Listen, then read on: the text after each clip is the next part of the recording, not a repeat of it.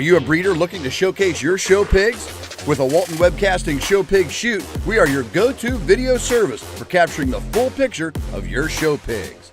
We specialize in providing top quality video services for breeders like you. Our skilled video team comes directly to your operation. You talk to pigs, we capture the video. Whether it's baby pigs, boars, gilts, or sows, we ensure that their unique features will shine through.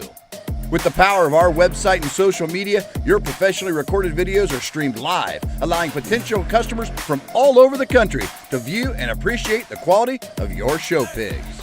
We handle the technicalities so you can focus on what you do best, raising exceptional livestock.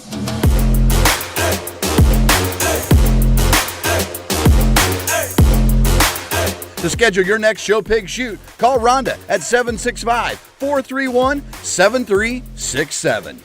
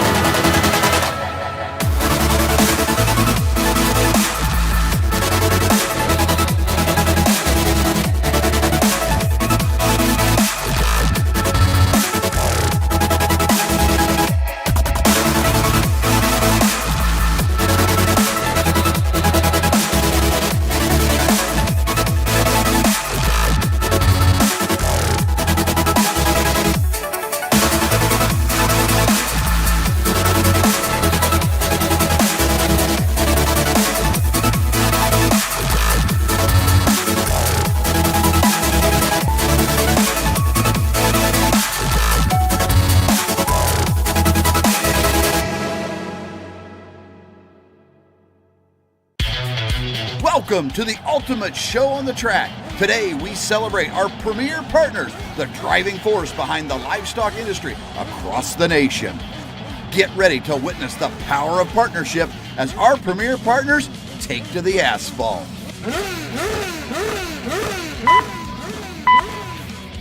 Green light and they're off. On the track we have our first partner, Laird Premium Blend Genetics from premiumblendgenetics.com. Next up, it's Beck's Hybrids from beckshybrids.com. And here comes Showright from showright.com. Coming around, we have Brad Howe Ford from bhiford.com. Right behind them, it's Biozyme from biozymeinc.com. And here comes First Farmers Bank and Trust from ffbt.com. And rounding out the racers, it's Kennedy Ventures from kennedyventuresok.com. On the track and in the ring, it's all about collaboration and teamwork. Join us in honoring our premier partners because together they're the driving force of the livestock industry.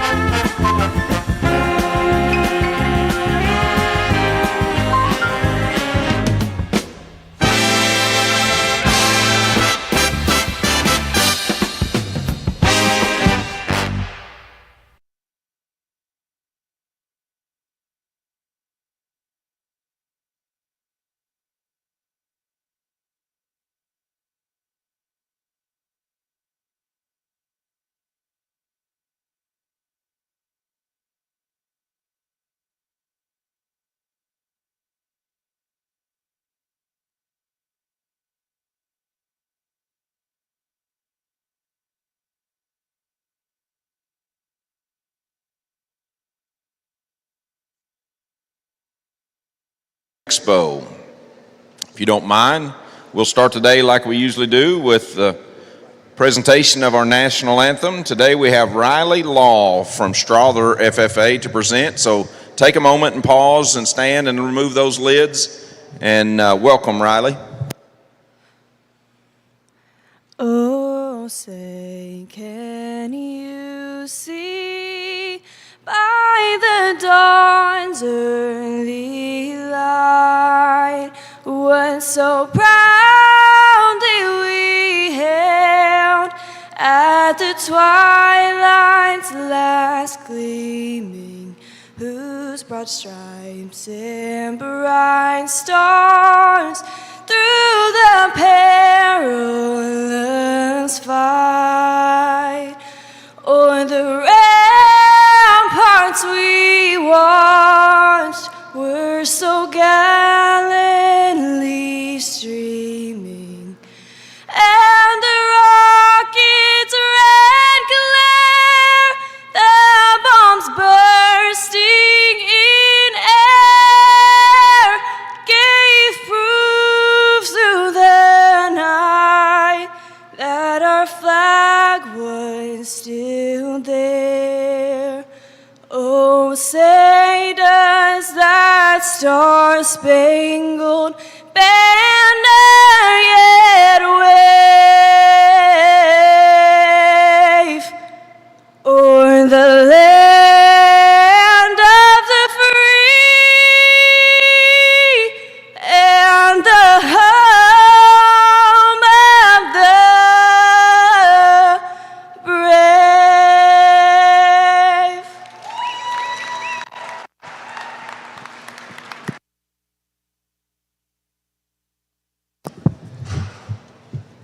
Thank you, Riley. That was outstanding. Ready for our Class 1 dark crossbred bearers to the SIFT, Class 1, weighing 230 to 234.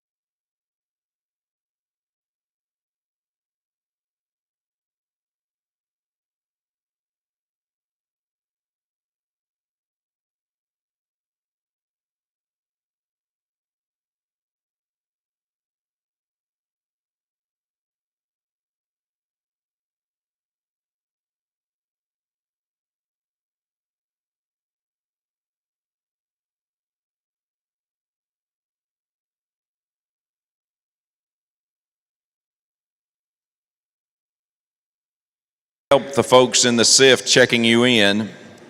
If you make sure before you come down that your ear tag number matches your back tag number, and it's got to match our master list as well. So please check those things. Make sure you don't grab the wrong back tag before you head to the SIFT area. It'll slow things down. Secondly, we also want to remind everybody this is a water-only dressing show, so if you're putting things on those animals headed to the SIFT, we are checking. If we find it, we reserve the right to run you back to your pens, which is, of course, problematic on your end of things. So water only on the dressing, leave everything else alone, and make sure your ear tags, back tags, and the list that you that they posted on classes, the class breaks, all match.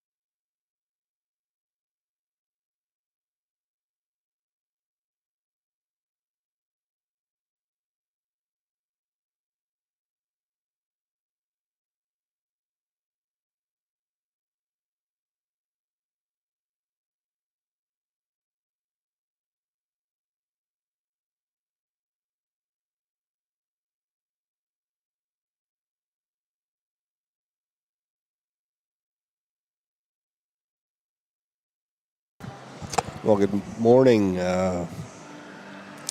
everybody on Walton Webcasting OYE wrap-up day. Today we will have the dark crossbreds. Barrows will be the entirety of the show, and then the grand drive, the mock grand drive after that here at under the bright lights on the hill, and then they'll move over tonight at 5 o'clock for the limo rides and grand drives of all species. So today we will have 12 classes, 596 total barrows, so right at 50 per class. Again, weight range is from 230 min, 290 max. So hope everybody has an awesome day today as we wrap up here at OYE. Everybody good luck in Houston as they wrap that show up, and then finish out the Southwest major deal with Austin this weekend. So we'll do our best to give you all the pedigree and showman information we can, and hope you enjoy the show.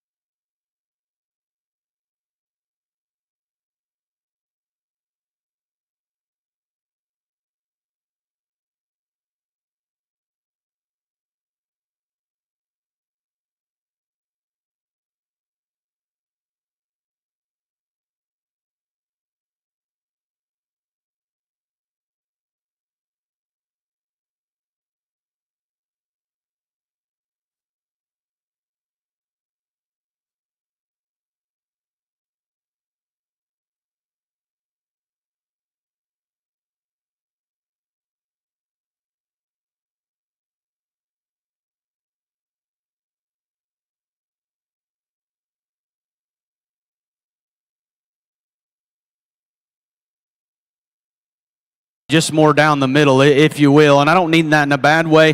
This class winner's not the biggest legged. The ones in 2, 3, and 4 dang sure got more feature. I think once you call that acceptable enough, particularly for the first class of crosses of the day, that's just the highest quality, best built animal in the class. Within this top pair, he's by some margin more appropriate in terms of his length of body, and that allows him to be more comfortable and more collected in his top line. He's got a beautiful presence above his shoulder, or ahead of his shoulder blade, excuse me. And for a hog that's good looking and so balanced and well presented from the profile, you watch these things come at you, and he's still awesome into his chest floor. He's good in his knees, upright on his pasterns. Again, if we're going to make him a great one, I'd like to stouten him in his feature just a bit. That's a high quality, well driven one there. Young lady knows what she's doing, does a very, very good job. Certainly don't need much help from the outside there. A really nice pig to go ahead and win this particular class. Young man, if we could just shorten your bear's length of body just ever so slightly, we're headed to the backdrop, because I think this thing for a power hog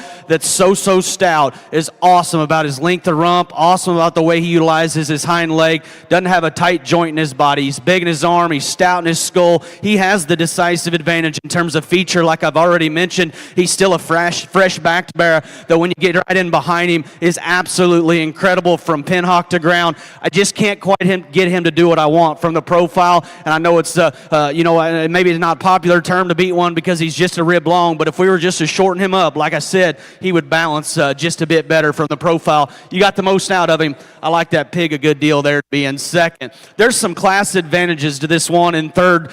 From his shoulder blade back, he's what I'm after. That thing's swelled up high. He's shapely and fresh in that regard. You get behind him, he's square, secure, genuine in that regard. He's skin and hair. His freshness is so good. I love his just length of body, his freshness of body. He's so round and bold in his rib, yet he stays good in his lines. He's not a pus-gutted one that has too much physical fill. For me, his front skeleton just becomes a little concerning. He wants to crash down on his front pasterns. We need to square him in his rear foot, and because he's a little softer on his front feet, it's jeopardized his shoulder height and ultimately just his overall symmetry from the side.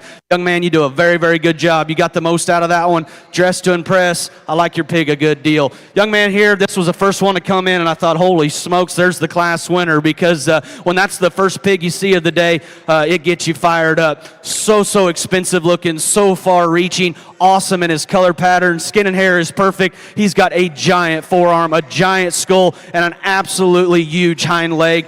His proportionality from the side is still so good. Unfortunately, I just couldn't convince myself his skeleton was good enough. Again, much like the one directly in front of him, I'd pick him up on his front feet. More importantly, as the livestock leave you, he wants to kind of sway and swivel and bow in his hock. If we could square him up there and fix him in his front feet, man, I think that's a very, very far-reaching, high-ceiling kind of bear. Just unfortunately need to tweak him in his skeletal build.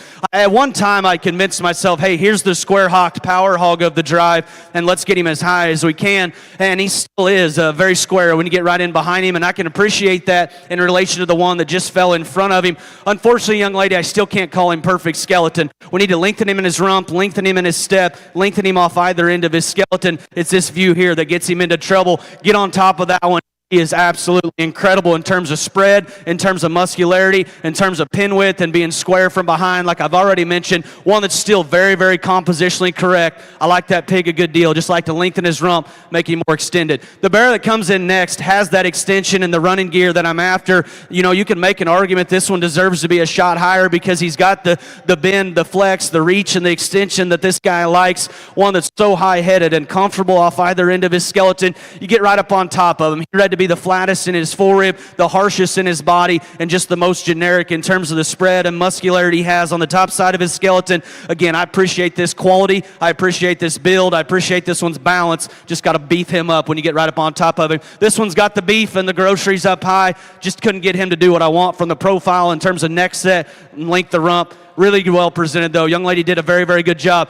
Very neat class. I'm fired up. I know Boots is, too. Let's make some noise for those kiddos, please.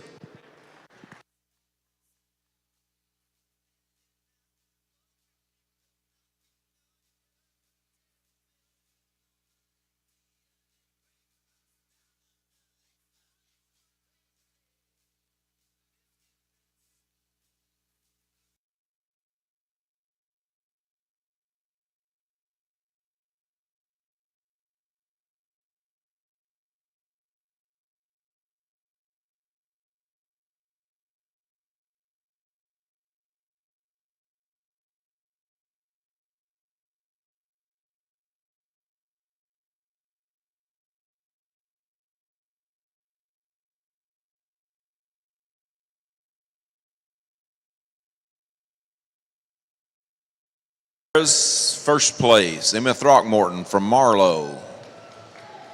Second, Brock Johnson from Central High. Third, Doc Downing from Delaware County. Fourth, Gage McNeil from Elgin. Fifth, Blair Bear from Hartshorn. Sixth, Destiny Danner from Altus. Seventh, Braley Whitrock from Kingfisher. Eighth, Merritt Major from Calumet. Ninth, Bridger Lott from Hydro Eakley. And 10th, Brooklyn Bunch Webster from Lindsay. Showmanship winner there was Destiny Danner from Altus.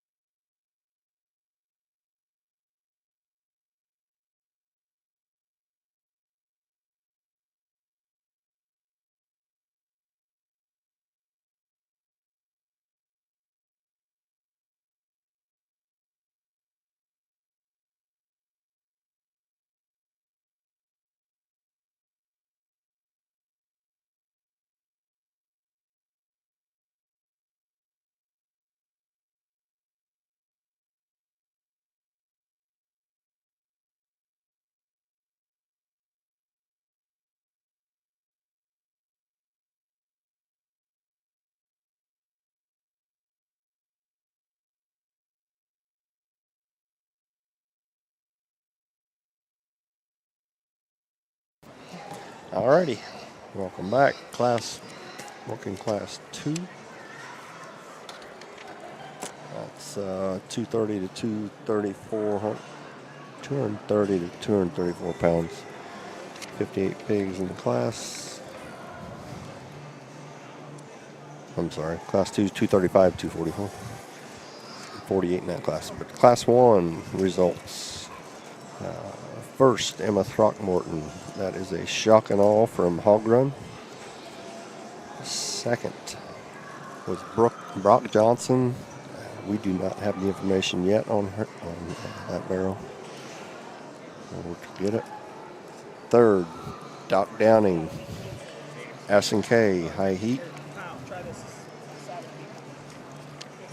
Fourth, Gage McNeil. That's Steel Show Pigs. That's a wide awake. Fifth, Jocelyn Hoffer. That's from Cole Genetics and be a wide awake. So that is the results we have right now in Class 1. Class 2 underway.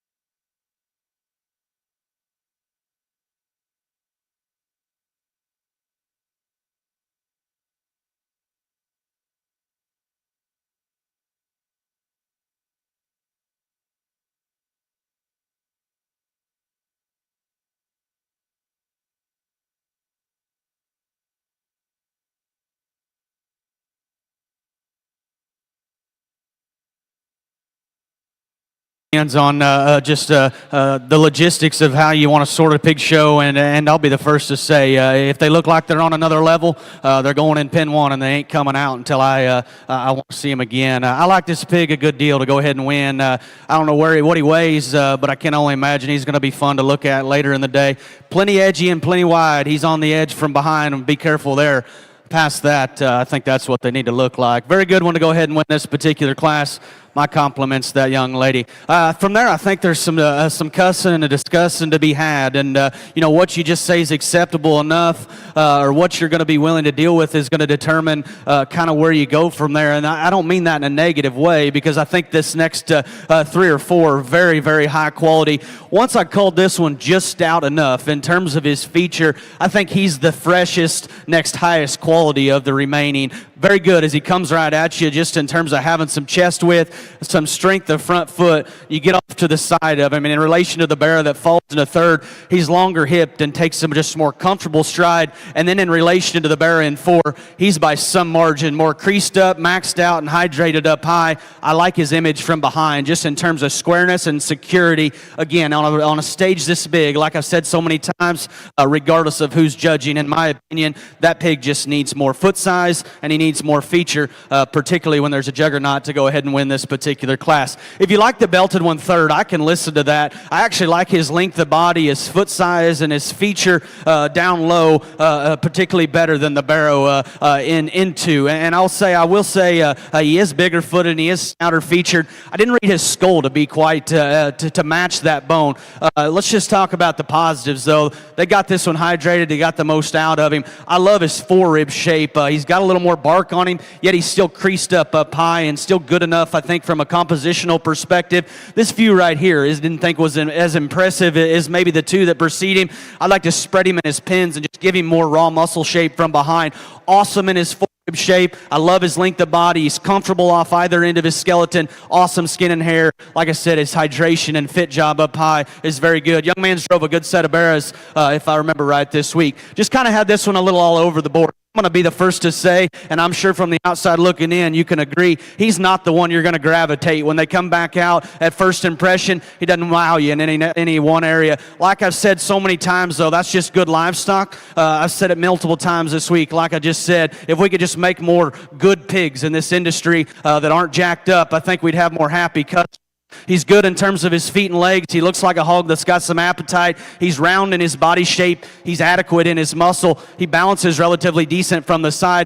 I thought when push come to shove, he was the stalest, just about his freshness up high. I thought he was the most bland when you got right in behind him. And from the profile, even though I think he balances, particularly from a height to length perspective, I still didn't think he wowed you about his look or his elegance up front. That's just good livestock, though. Sound structured, good bodied, adequate enough in terms of his muscle. If you like extra bells and whistles and you want them stout, and I'm sure plenty ringside do, and I'm okay with that, this is the one you're going to gravitate to. Stout in his mug, giant in his blade, big pin, way massive. He is the EST in terms of bone, and it's not even close within this particular class. If you like this one second and want to say he mirrors your class winner or my particular class winner on this given day, I wouldn't argue that. At the same time, if we're going to get critical like we're going to have to, he's more mature about his front 1/3. He's got more crest, he's got more cheek, and then the real issue, he lands down the line further than maybe this young man expected. This view right here gets you into trouble, buddy. We got to square him in his hock. We got to make him better in his rear foot placement and just make him just more safe and secure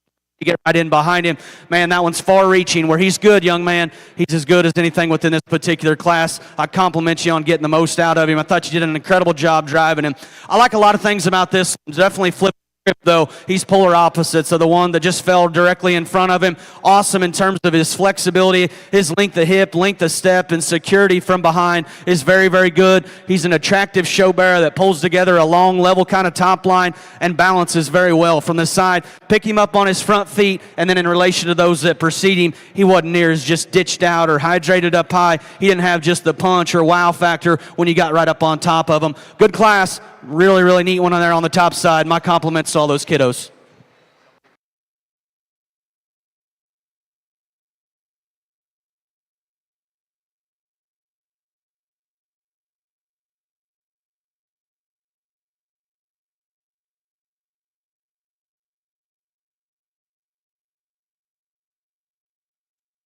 Cross winners, first place, Emma Selvage from Morris. Second, Emma Throckmorton from Marlow. Third, Baylor Lott from Hydro Weekly. Fourth, Hazen Bates from Alva. Fifth, Jace Werrick from Moreland. Sixth, Lauren Thurman from Colcord. Seventh, Caleb Dorr from Wagner. Eighth, Jace Werrick from Moreland. Ninth, Braylon Pollard from Boswell. And 10th, Ryder Waitman from Dibble. Emma Throckmorton was the showmanship winner for Class 2.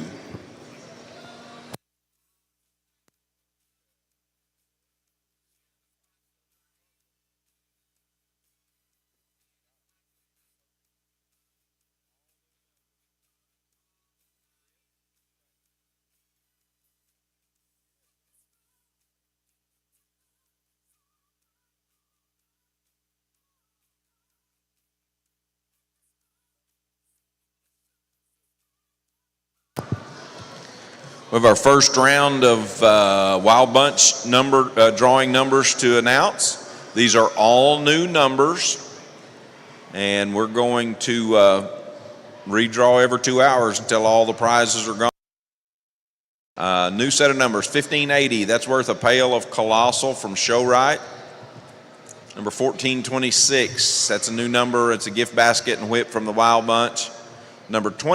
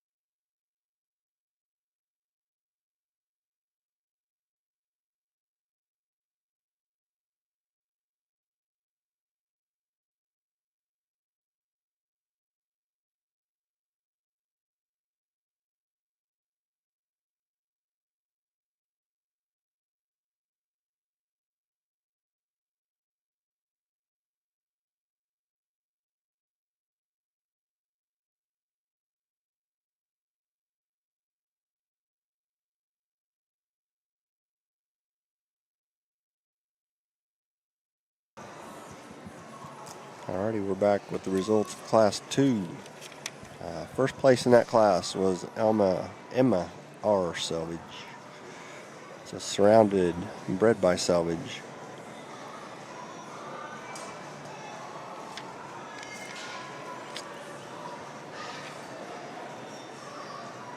Second was Emma Throckmorton. It's a whacked out from Halfin. Third, Baylor Lott. Play Money from Alton Weathers. Fourth, Hazen Bates. That's a Leave No Doubt. Bred by Holtz, I believe. Correct.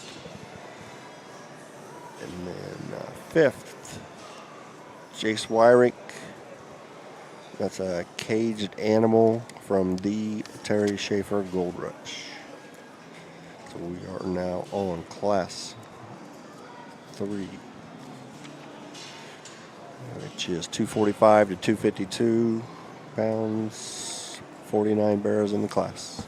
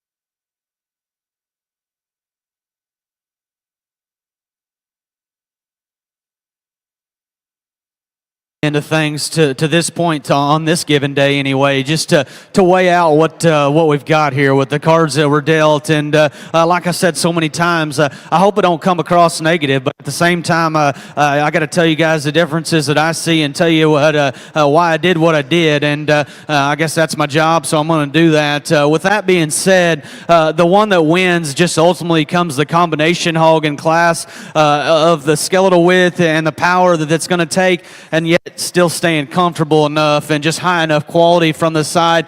Young lady, your bear's color's not probably the best, and you know that, I know that, and at the same time, we're not here just to color him out. I do wish he was a little better, because I think where he could be just a little bit better in an area or two, his color certainly doesn't help that. Of the initial three, this is without a doubt the combination hog, big-chested, good enough in terms of his spread and his dimension up high. He stays square and true and genuine when you get right in behind him. He's a hog that's height to length ratio is good. He's stout in his mug. He's big in his feature. Just a fault-free, nice kind of pig to go ahead and win. We could lengthen his rump and maybe make him just a shot more youthful up front. The Barrow 2 has a longer rump and a more flexible hind leg, I guess, if you will. At the same time, I still can't call him perfect in terms of his rear joints. He wants to kind of put his outside, or put his weight on the outside of his hoof wall and twist just a little bit at the ring surface. As a positive note, though, that's a stout-skulled, good-looking show bear that's presented very well. He's very flexible off either end of his skeleton. He has some class advantages as far as that goes. Unfortunately, when you get right up on top of him, I read him too flat in his center body. I read him too generic about his spread and just his overall mass. If he was absolutely perfect in terms of his build, I'd be willing to give up that, and I think I've proven that the last few days. Unfortunately, if we could tweak his hind leg just a little bit, man, that thing's good looking, he's flexible, he's hairy, they got the most out of him. If we're just going to judge him standing still, this is the one that wins, and honestly, if we're going to take a picture of him, this is the one I'd jump behind the fastest. Unfortunately, he just kind of gave up on us, young lady. That one's balance, that one's proportionality, and that one's just type and kind, is the kind I'm not going to gravitate to, always big-footed, heavy-legged, hairy, balanced and proportional. His combination of length of front end and length of rump in correlation to his body length is very, very unique. Honestly, I didn't expect him to give up on us, because I thought his length of rump and the angles to his skeleton read right in terms of his hind leg. Unfortunately, as the drive wore on, he just wanted to tighten off either end of his skeleton. Just need to make him more comfortable. The Barrow 4 trumps the 1 and 3, and it's not even close in terms of just comfort level and flexibility. This Barrow has the ability to throw his head above his shoulder blade and drive at a comfortable level. He's a level-backed Barrow that's tall-shouldered, yet he has cushion up front and has the ability to get out of his front skeleton. His rear skeleton's long, bendy, and flexible, not a tight joint in this one's body. Unfortunately, young man, he just has to have more punch. He has to have more sculpted back shape when you get right up on top of him. He has to have more just pin width and more flair when you get right in behind him. That one's comfortable. That one's high quality. That one's presented very, very well. Just got to have more punch and more muscularity at the Oklahoma Youth Expo to get any higher. Here's the big-legged, stout rascal of the class, and if you want to take this one up a little higher, I wouldn't argue with you. He is easily the stoutest in his feature, the biggest in his rear bone, the stoutest in his skull, and the biggest in his arm. I still think his height to length ratio is relatively good from the profile, but at the same time, that's where he gets beat on this guy's card. He's got more cheek, he's got more crest, he reads a little more upright in his shoulder, he comes apart in his ham loin, and I wish he took just a longer step in terms of his rear too. Let's give credit where credit's due, though. That one is so stout, so good in terms of his skull, so good in terms of his blade shape, and for one that's that stout in terms of his hind leg structure, still keeps it square and secure when you get right in behind him. Young lady, I was tempted to tie into your Barrow, because from the profile, he looks like a rock star, and he is so attractive, good looking. His ability to throw his head up and drive at a comfortable level is so good. He's a longer-sided Barrow that still keeps a strong kind of line. I love his length of body. I love his bend. I like his flex. We have to fix him when you get right in behind him. It's apparent that you guys knew that as well. As you study him down low, we just got to square him up in that regard and make him just a bit better there. That is a high-quality, well-presented one, young lady. You got the most out of him. Unfortunately, we just got to fix his hind leg. A good presented one, high-quality looking one next. Too short hip, too short stepping. Got to make in that regard. That's a very, very well presented one there. Young man got the most out of him. From there, we fall into some other ones. Just need to tweak him. I tried to talk to the kids all individually. Let's make some noise for that class, please.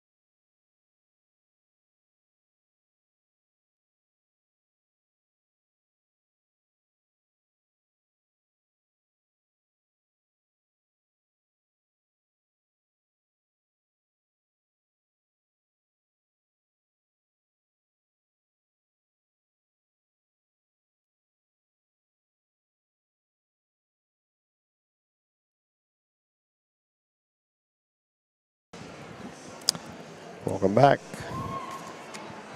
Still working on get some of the information. We'll go ahead and give what we got. So first in that class was Caitlin Dufer. They're going to hunt down the information, get that back to me. Second would be Will Maggie. That's the other one from Winter Livestock and Show Pigs. Third, Carson Kettner. Do not have that information yet. Fourth, Holden Winters. It's all out from Mullet. And fifth was Jay Stotts and bred by Kimball. Not sure yet on the side there, so hopefully we can run that down. So that is class 3.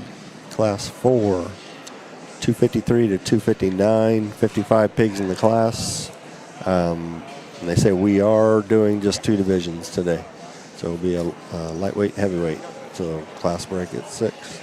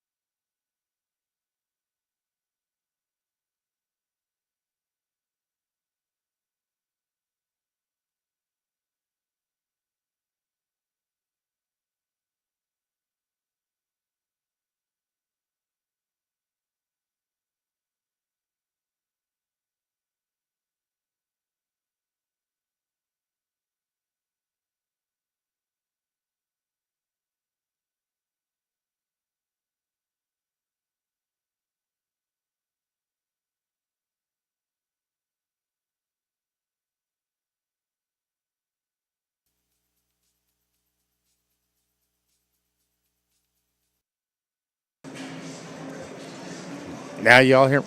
Yep. We're live. So we are now showing Class 4 dark crossbred Barrows here on the last and final day of the Oklahoma Youth Expo 2025. During this class here, I have the great pleasure to be joined by Miss Kylie Denise. I'll let Kylie explain and tell you what all that she does for the Oklahoma Port Council, as well as all of our youth here of the Oklahoma Youth Expo. So welcome, Kylie. Barely. No. How about now? Now There we can go. welcome you. Now we got you. All right, good morning. Happy Thursday and happy last day of the 2025 OYE Barrow Show. I'm excited to be sitting up here with a plate of desserts in front of us, Todd, and some really good dark cross barrows in the ring. There you go. Yeah, I work at the Oklahoma Port Council and have for about 4 years now, but I have a pig gig today because I once showed pigs as a young person and through 4-H and FFA. And it's pretty fun to see folks that, I went to college with, like Troy Sloan and others, out sorting the pigs. Yeah. No, it's been a good show. Takes a lot to pull all this off. I know you've, for the last few days, you and your team and all has sat at the other side of the ring over there behind the table and helping Brett Ramsey coordinate everything. It's one of those deals that, the hog show is big. It facilitates itself, but it doesn't run itself. It takes a lot of people behind the scenes working to make it all happen. That's right. We haven't counted the number of people, but we did take a photo of all the folks that are behind the scenes making this thing go. And you can imagine that photo's got 20, 30, 40 people, and then you add in the student volunteers that show up on a daily basis, and that gets to be a pretty big number pretty quickly. And what's cool about this committee here at OYE is everyone's got a job. And I do more floating than I do a particular job. But you mentioned Brett Ramsey, a great Oklahoma Port Council board member that's now become the voice of the Oklahoma Youth Expo Swine Ring. And then just looking at the stage, Todd, the folks that are involved, right, are some of the best policy pros at the state capitol. You've got 4-H represented, you've got FFA represented, you've got the Department of Ag represented, all on this committee. And what I call this committee a little bit of a dream team. Tell us a little bit about just, we a lot of us hear the word Oklahoma Port Council, but tell us what that actually means and how that all comes to be. Oklahoma Pork is one of 42 state pork associations across the country. And I'm biased to the state of Oklahoma, but I'd say, one of the betters. And it's because we get to do a lot of cool things for every person in the state that has a pig or a connection to a pig. We do the promotion, the education, the research, which is on the checkoff side. And then we do the policy for the industry. We've got a great board of directors. The majority of our board members do have a commercial industry background. But Dr. Suzanne Genova joined our board about 2 years ago. And since, we've really embodied this concept of one pork, where we serve every person in the state that's got a pig or a connection to a pig. And if you look at our messaging, you'll see that everywhere, that in Oklahoma we're one pork. Right. And the importance of that, I think, is, outside of just the pork and the animal itself, but it's also bringing the people together, I believe, that I think is that's so valuable. And, so many times I think it's often that we forget about the fact that we are in a people business, and it takes people to do our business. And these youth and youngsters that are coming up are basically our future that's got to fill those gaps and holes for those that are producing pork for us. There's no doubt about that. And I, use my story as an example of if I hadn't had a show pig, being a young person that grew up outside of Denver, Colorado, there's no way that I would have made my way first to Blackhawk East, then to Oklahoma State, to then spend my career in the pork industry. So I truly do believe that these 4-H and FFA projects open the door, and it's up to organizations like the Port Council to thread through those opportunities. And we've tried to connect the industry, whether it be from a swine health perspective, but truly in terms of careers. Any one of these young people, they understand animal care and stockmanship, and we can't lose sight of that. So, of course, I love being here at a pig show and watching great pig show by great kids. But truly, the Port Council, we need to be thinking through how these kids find a job in pork. And we often say in our office, my colleague came up with this, you can farm with a 401k in the pork industry. And that's because there are pork production companies that, offer a 401k, and you're still a pig farmer at the same time. How about it? What about the crowd? Large crowds all week. It's been really good. They've come in out of the wind. It was crazy yesterday. 3 days ago, we could have been on the beach. Yesterday, we could have been in Alaska. And today, it feels like we're somewhere in the middle, which I'll take. But yeah, a really good crowd. And you see folks not just from Oklahoma, but from all over the country here to watch the Oklahoma Youth Expo. That's right. It's amazing. Here sitting by the stage here, we've got folks from California. Obviously, there's lots of people from the Midwest that come.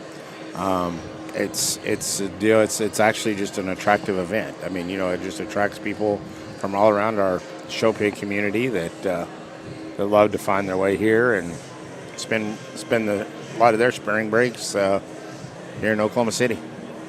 No doubt. And OYE just does it right. Cass, Tyler, Bray, JD, the whole crew. I'll miss someone if I keep listing names. But the fact is, the lights are bright, the stage is big, and it's going to get a little bigger tonight when we start talking about the Grand Drive, which takes place this evening. Yep. The last Grand Drive over there. In the big house. Yeah.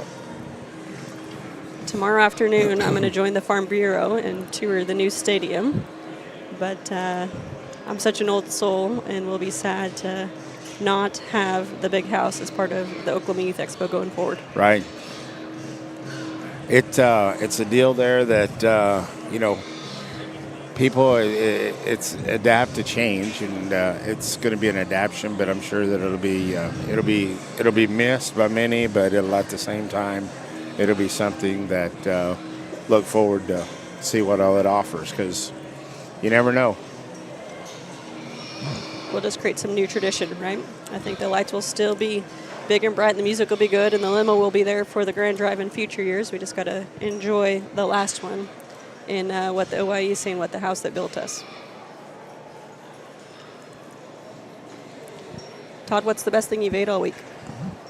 It's hard to shy away from the chicken on the stick.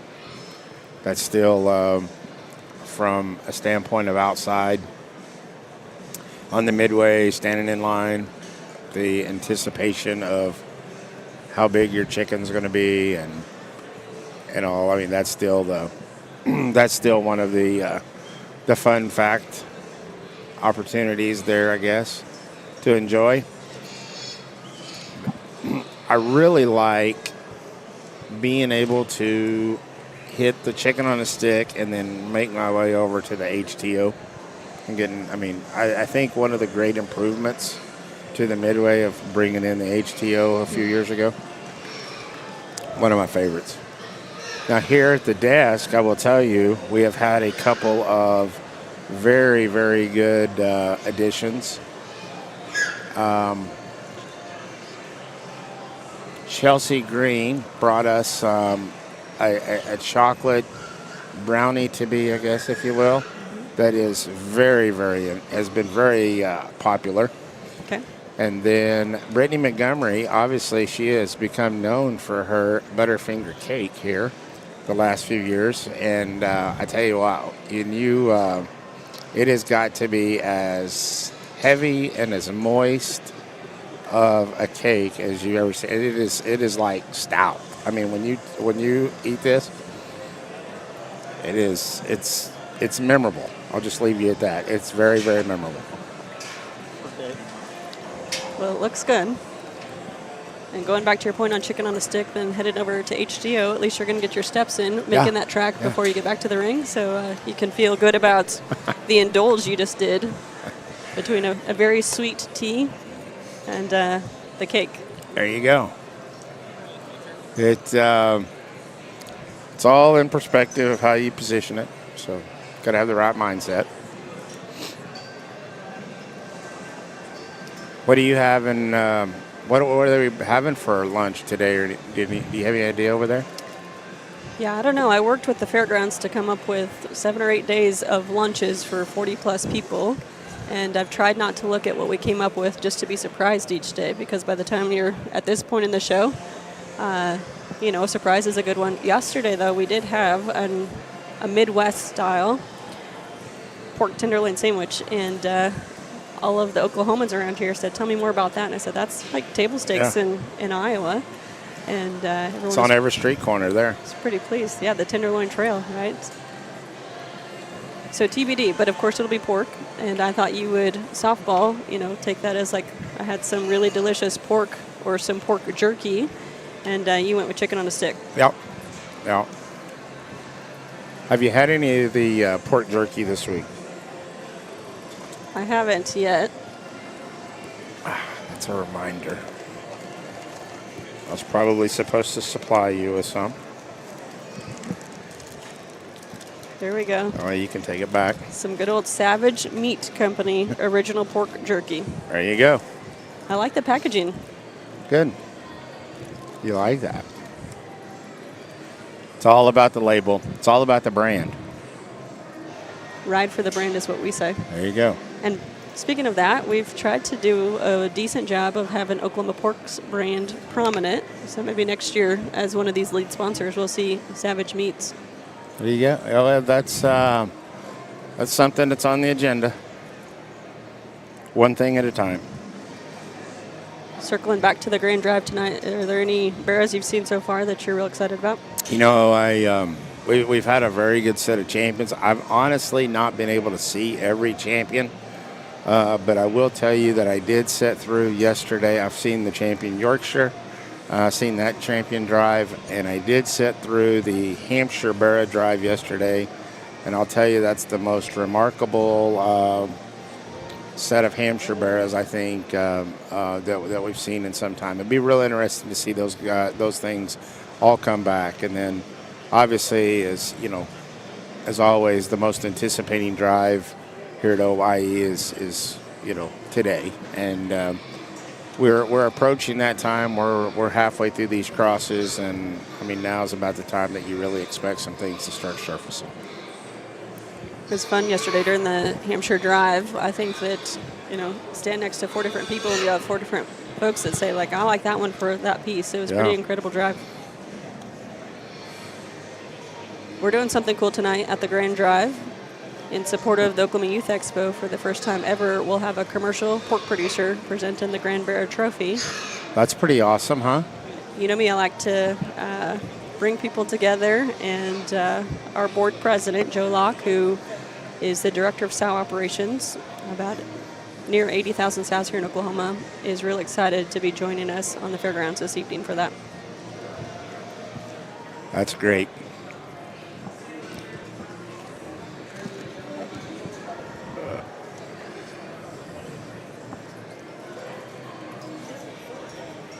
We have a lot of people tuned in today. We talk about all of them here, but it's amazing how many people's tuned in from around the globe. Thanks to our friends there at Walton Webcasting, be able to bring this show to us, and then obviously everybody that just like yourselves sits in and talks, and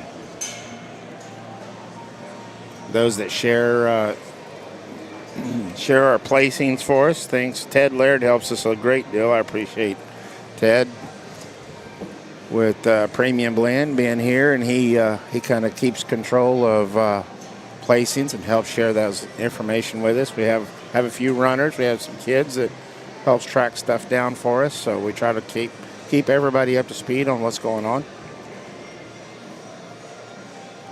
It takes a team, right? It takes a team. Well, we will. You're now watching here the top end. Troy seems to be working through these. He's going to put his top ones back in.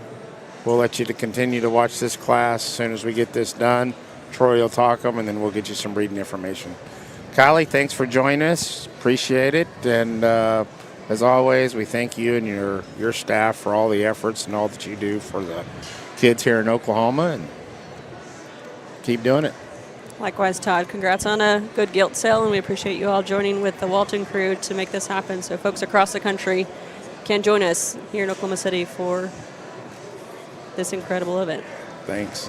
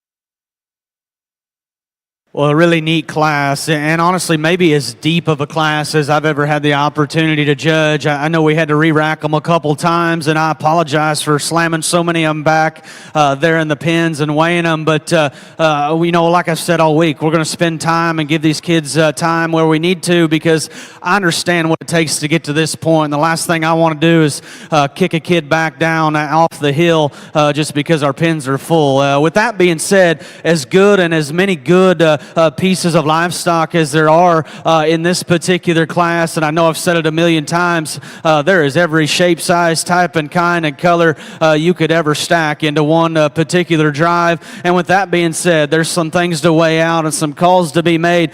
Ultimately, I'm gravitating to a very high quality, rip back, neat kind of looking one that's got the extra fuzz. Young lady here directly in front of me is going to win. Like I've already said, man, that thing's good looking. You get on top of him, and he may be as expressive as anything as we've seen. And I'm not going to tell you he's the roundest in his rib or the broadest in his back, but his just expression and muscle shape when you get up on top of, he's an incredible.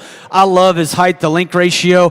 This is a bigger scaled hog that still balances right from the side, in my opinion. You know, he's not the longest in his rump, but I actually think the bend and the way he utilizes his hind leg is certainly acceptable in this regard. Very square and secure when you get right in behind him. I thought he was definitely stouter legged than the Barrow that's going to land in 3, and fresher right up on top as well. And then compared to the Barrow in 2, he just come to us better in his chest, better in his knee, and had more quality up front.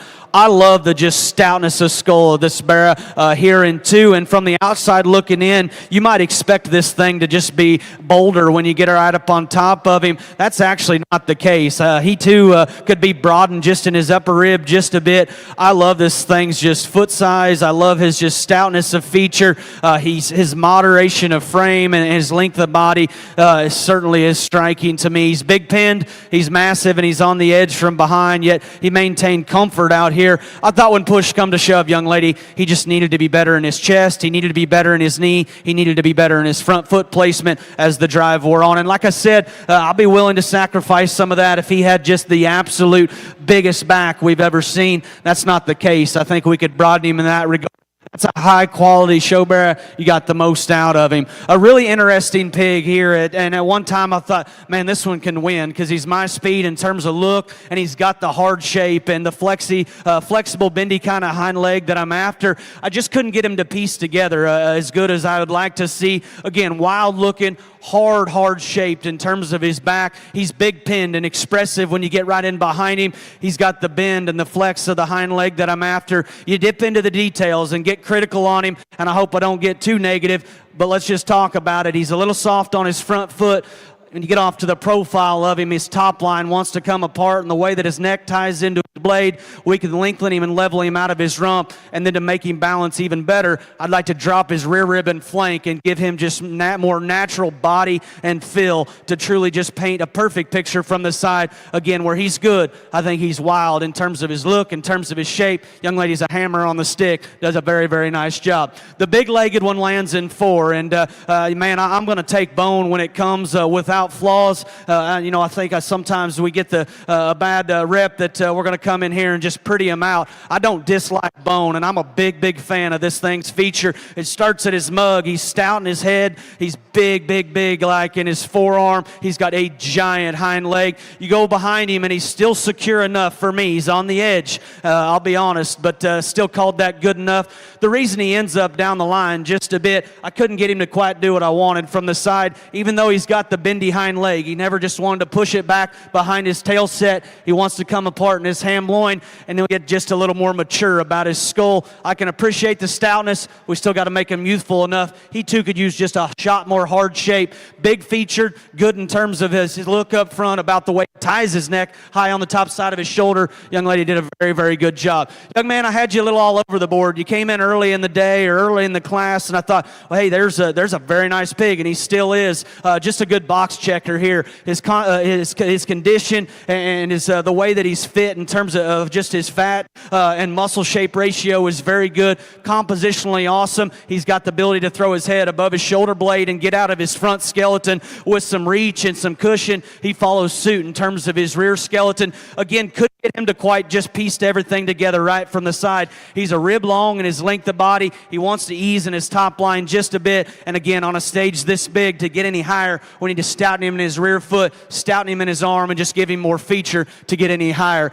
I was tempted to tie into this 1 and 6 because I think he's my speed in terms of just his proportions from the side. He's a short-backed Barrow that's just incredibly cute and youthful up through the front 1/3 of his skeleton. His length of hip and his bend and flex and reach off either end is as good as anything we have in this class. I'm a big, big fan of this view. You take him to the surface, he needs more foot size. He needs more feature. We got to pick him up on his front pasterns. And then from a muscularity perspective, I thought he got just a shot more bland off either, or a shot more bland up high.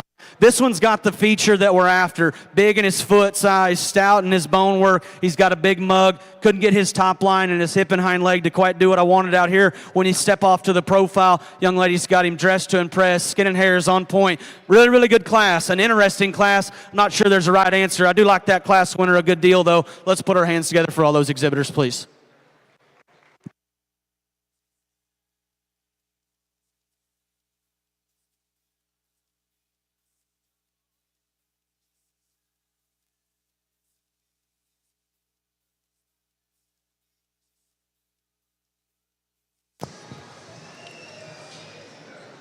Class 4 dark cross winners. First place, J.C. Cantrell from Ripley. Second, Allison Cooley from Pond Creek Hunter. Third, Paisley Thorne from Marlow. Fourth, Gracie Little from McLeod. Fifth, Callan Hicks from Sterling. Seventh, Tate McConnell from Wellston. That was sixth. Seventh is Randy Jasper from Jones. Eighth, Tucker Bloodworth from Dibble. Ninth, Cambry Doche from Colbert. And 10th, Jace Clark from Morris. Showmanship winner was Camley Doche from Colbert.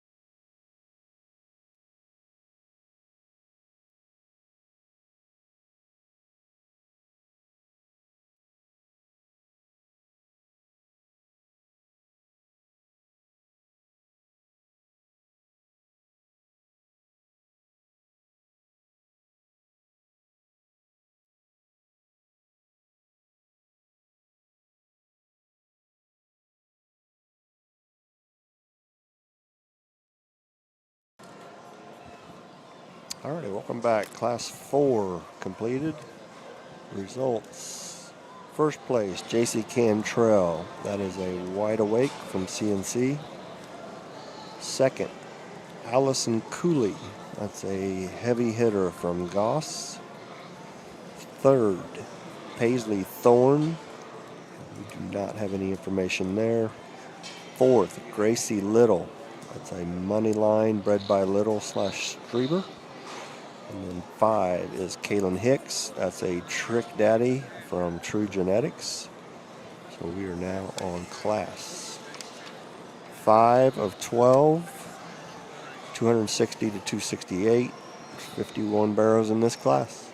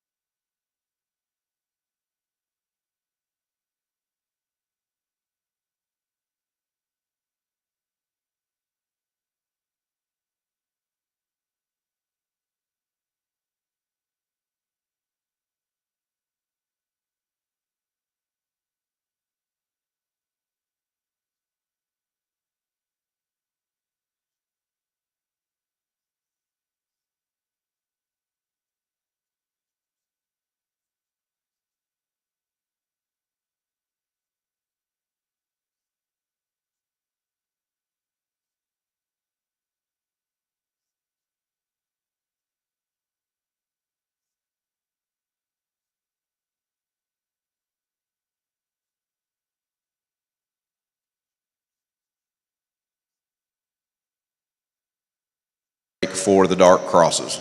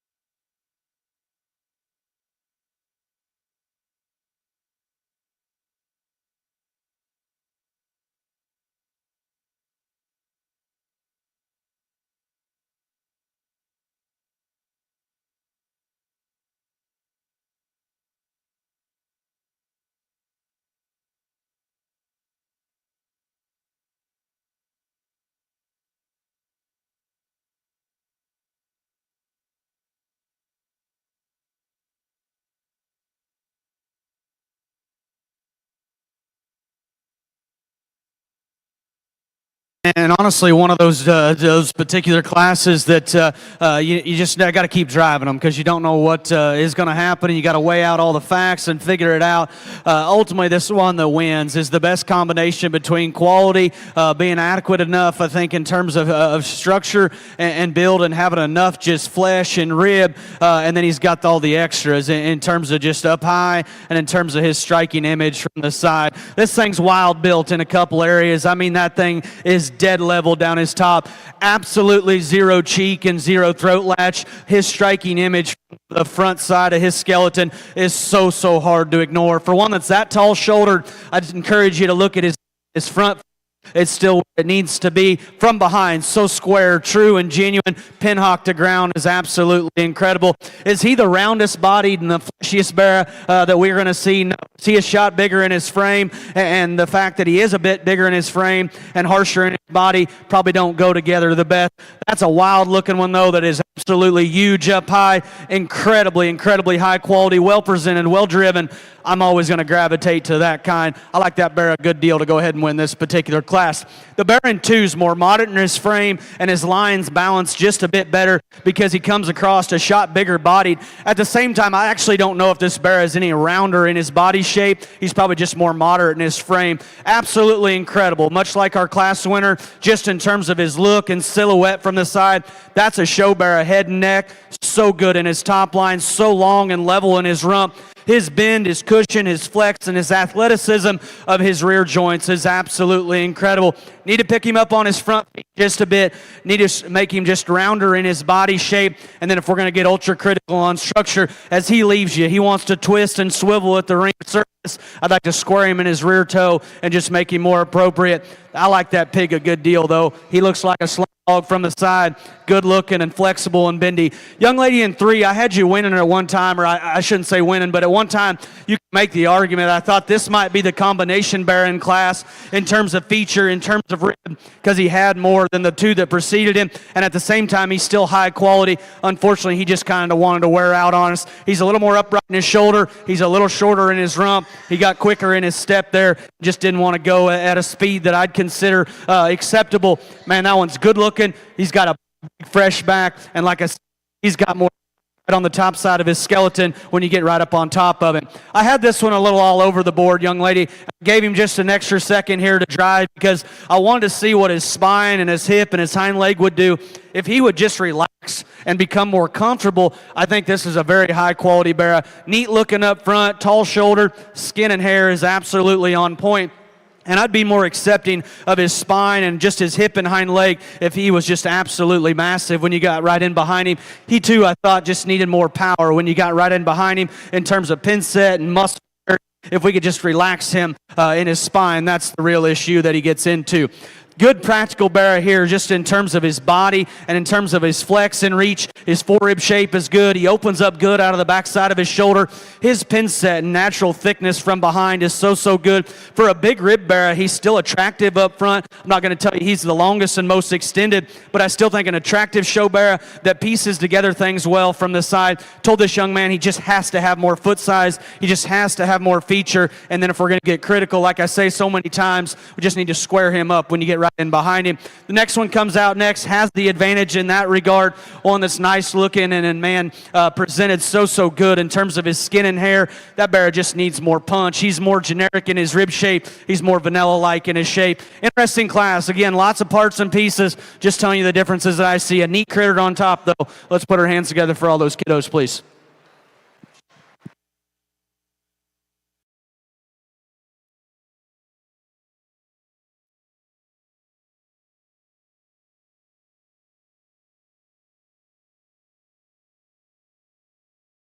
First place, Colton Tatum from Adair. Second, Tanner Frankie from Covington Douglas. Third, Macy Walker from Red Oak. Fourth, Alex Poore from Glencoe. Fifth, Holden Winters from Altus. Sixth, Maudie Elmore from Thackerville. Seventh, R.J. Price from Dibble. 8th, Doc Downing from Delaware County. 9th, Dax Inman from Mulhall, Orlando. And 10th, Cambry Doche from Colbert.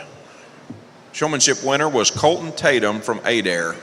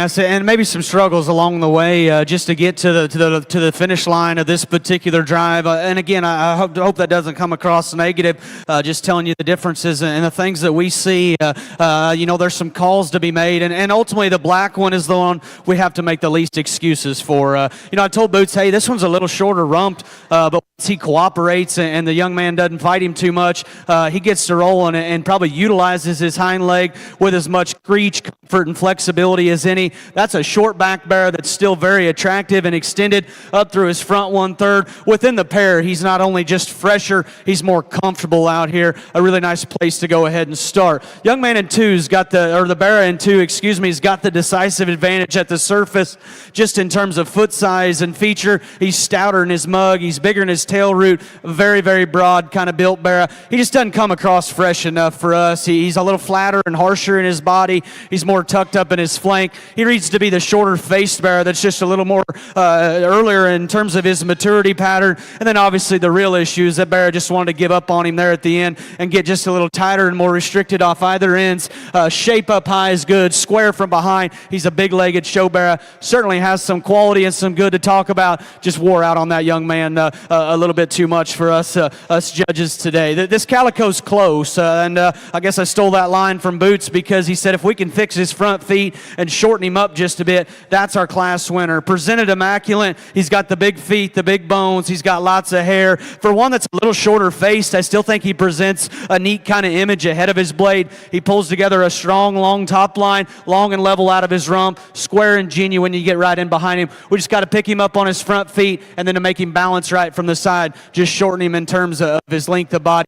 This one can give you a look like class-winning material in our opinion. Tall shoulder, really attractive up front. He pulls together a strong top line. He's got a big tail root that's cranked way up there. They did a nice job getting him hydrated up high. We just take issue with his lower skeleton, particularly his rear joints. He's the small-footed bear of the initial four that's more refined and knuckled up in his rear pasterns. We need to clean him up in his rear joints, particularly there in his hock. If we could do that, young lady, that might be the combination bear within this particular drive that could go ahead and win this class.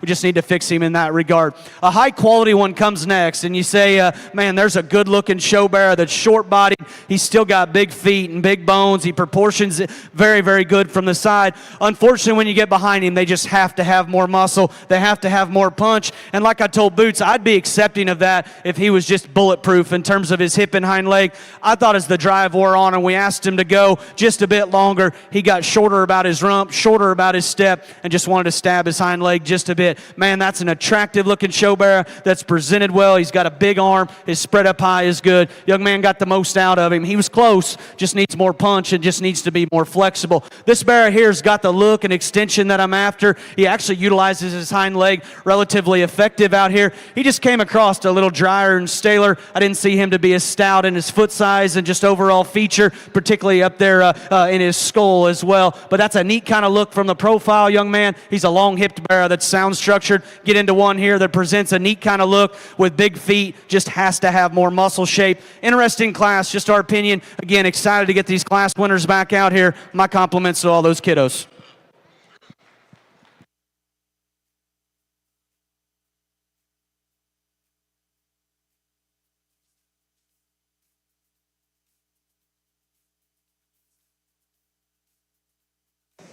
Alrighty, we'll try to get caught up here a little bit. Class 5. First in that class was Colton Tatum, surrounded, bred by Black Show Pigs. Second, Tanner Frankie, all out from Kane, I believe Raising Kane. 100% sure on that. Third, Macy Walker, is a Blowing Smoke from Balcarin. Fourth, Holden Winters, all out from Hot Rod. Trying to get the fifth there.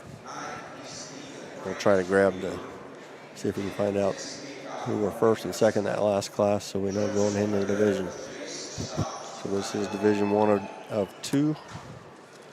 6 more classes to go after that. Just sale lineup after this one? Will we do a sale lineup after this of this division?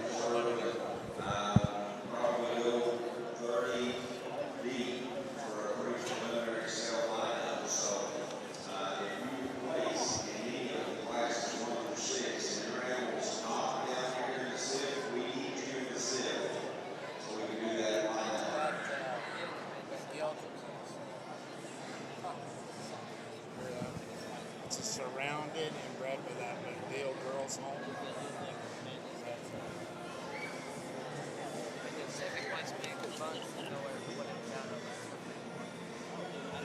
They don't. Nate Warren. Second place, they didn't know what it was, but it's from Nate Warren. Alrighty, we Surrounded, from. girls home in Medill. Okay. So first in that last class was Hayden Tinsley. That's a surrounded home from the girls' home in Medill. Second, Brigham Bunt, bred by Nate Warner. We're not sure pedigree there yet. Third, Carson Cooper. Fourth, Jay Stotts. Fifth, Brian Holt.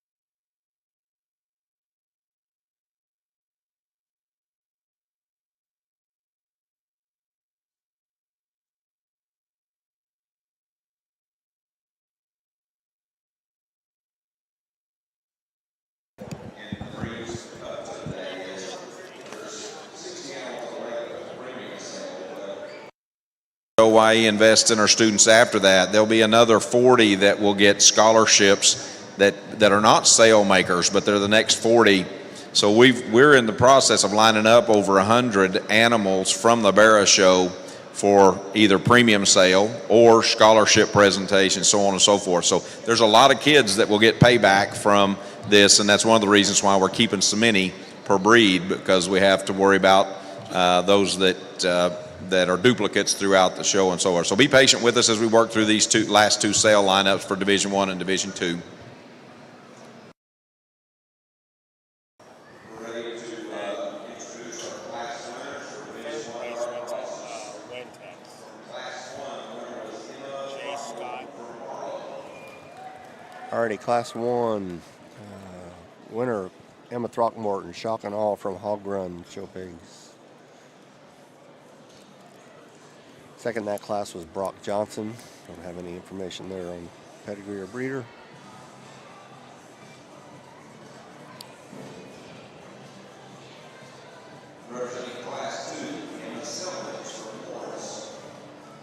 Class 2 winner, Emma Selvage from Selvage, sired by Surrounded. Second in that class was Emma Throckmorton, whacked out from Halpin. Third was Bailey Lott, Play Money Weathers. Fourth, Hazen Bates, Leave No Doubt. All right. Winner of Class 3, it's Caitlin Dufour. Or Dufour, I apologize. Picture Perfect from True Genetics. Second was, in Class 3, was Will Meggie. The other one from Winter Livestock.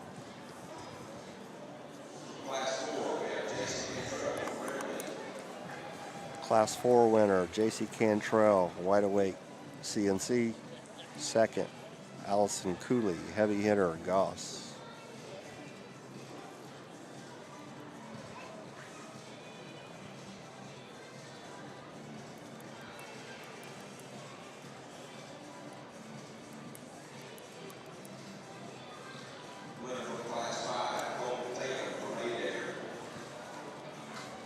Class 5, Colton Tatum, Surrounded, Black Show Pigs.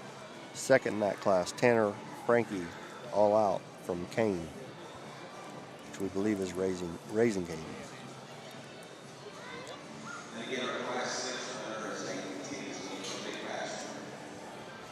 Class 6, Hayden Tinsley, Surrounded from Medill Girls Home. Second in that class was Brigham Bunt, which was a Nate Warner Livestock. Don't have the pedigree there yet.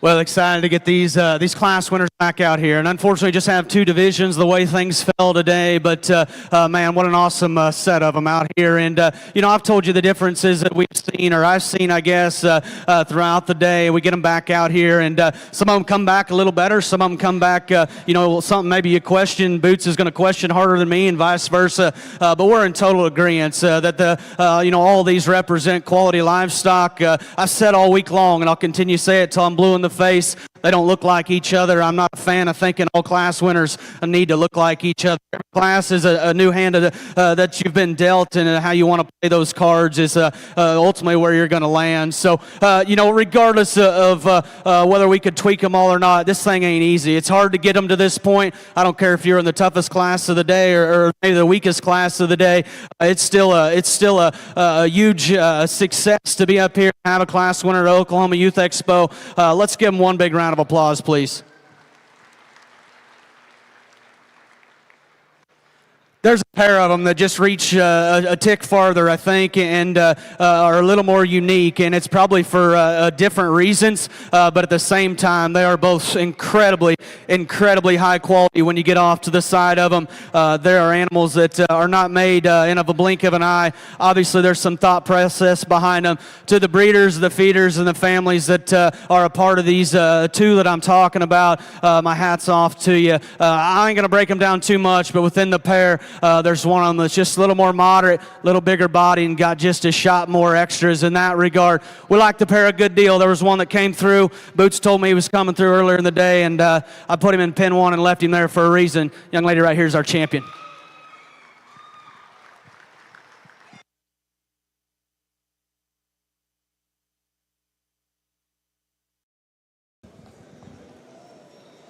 Champion Division 1 Dark Cross, coming from Class 2, that's Emma Selvage from Morris. Champion of Class 2, Emma Selvage, bred by Selvage, is Surrounded. That brings Emma Throckmorton, which is a whacked out from Halfin. Set of them, and you know, there was one that pushed the reserve, like I already mentioned, real hard. Within the pair, way safer, way more secure from behind if we're just going to compare them. Within the pair, he reads to be a shot bigger in his kind. Absolutely wild looking up front, rip-backed, and his spread he has up high is just absolutely insane. At a market hog show, when we get to these weights like this and push comes to shove, I thought he read just a little too flat and a little too harsh in his body. If he keeps filling up and does the right things, this thing's going to look better and better with time. Young man right here is going to be reserved.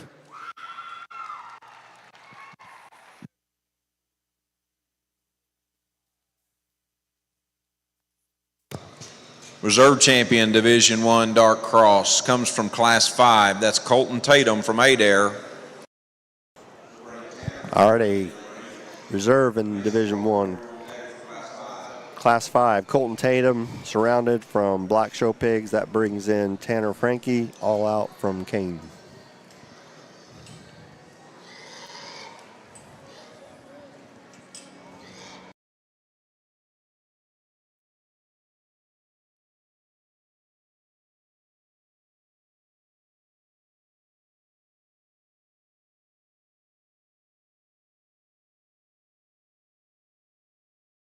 Alrighty, third overall, Division One is J.C. Cantrell. That's a wide awake from CNC. That brings in Allison Cooley, heavy hitter from Goss.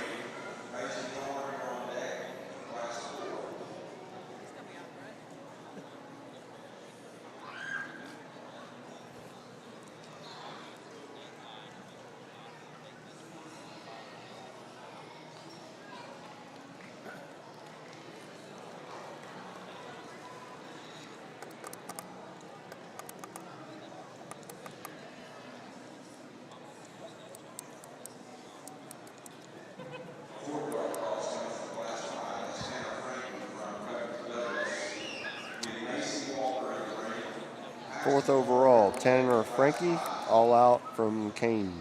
That brings in Macy Walker, blowing smoke from the Brock Heron.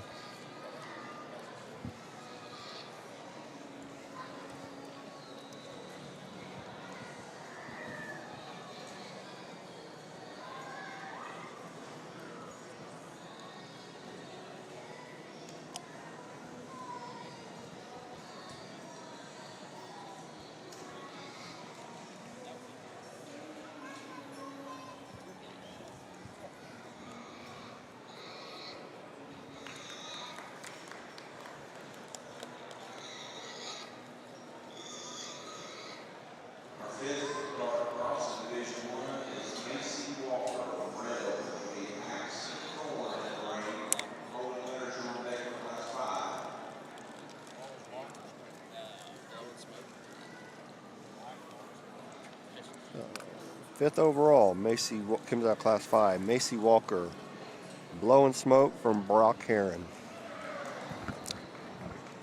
Let them finish out the preliminary sales sort and see you back for Class 7. Got 7 through 12 left. We'll have a division, and we'll do sale lineup and then the grand overall pre-judge.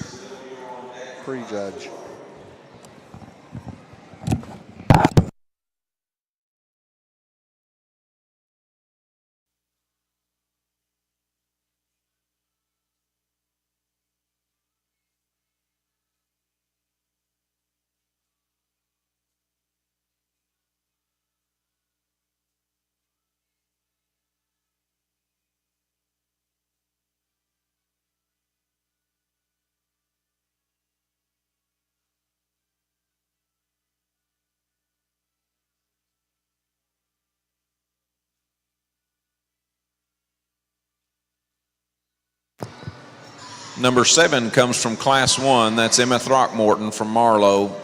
We'll introduce Brock Johnson to the ring. Doc Downing, you're on deck for Class 1.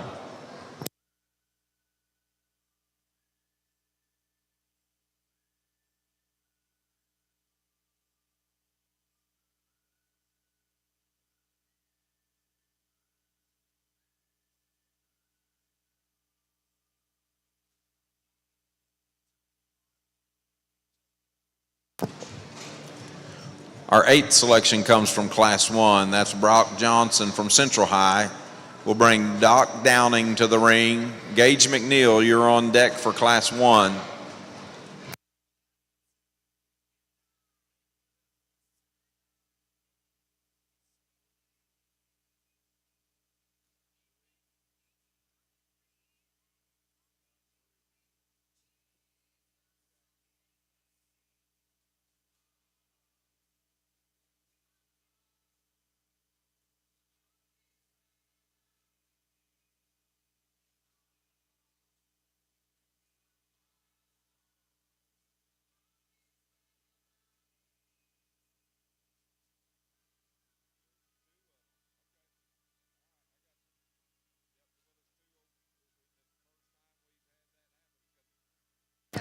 Okay, our ninth selection comes from Class 4. That's Paisley Thorne from Marlowe.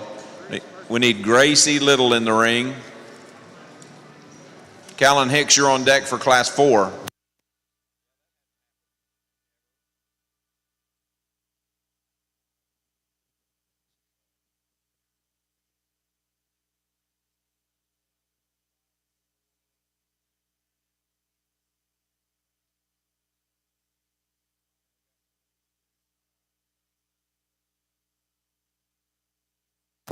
Number 10 comes from Class 6. That's Hayden Tinsley from Big Pasture. We need Brigham Bunt in the ring. J.C. Stotts, you're on deck for Class 6.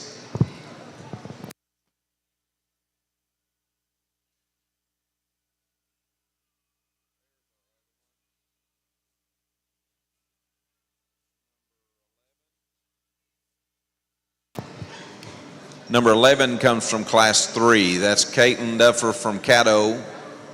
We need Case Brassfield in the ring. Carson Kettner, you're on deck for Class 3.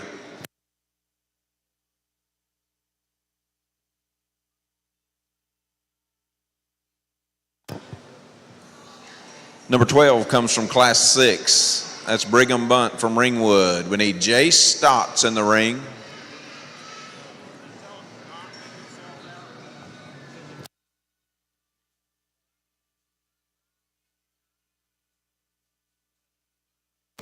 Exhibitors, it's going to take us a little coordination here. If you don't mind, don't let yourself out of your placing pen and don't let yourself out of the ring until we help you do so.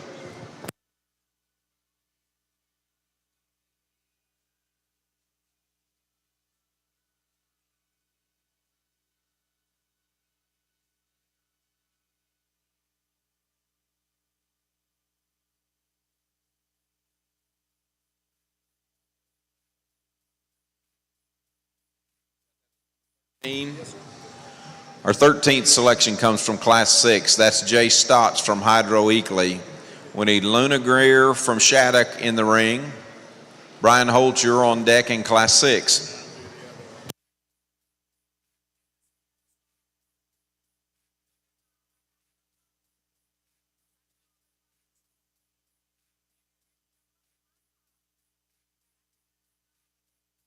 Our 14th selection comes from Class 4. That's Gracie Little from McLeod.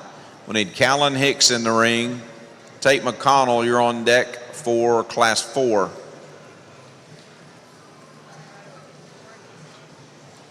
Four again. Number 15 comes from Class 4. That's Callan Hicks from Sterling. We need Tate McConnell in the ring. Randy Jasper, you're on deck for Class 4.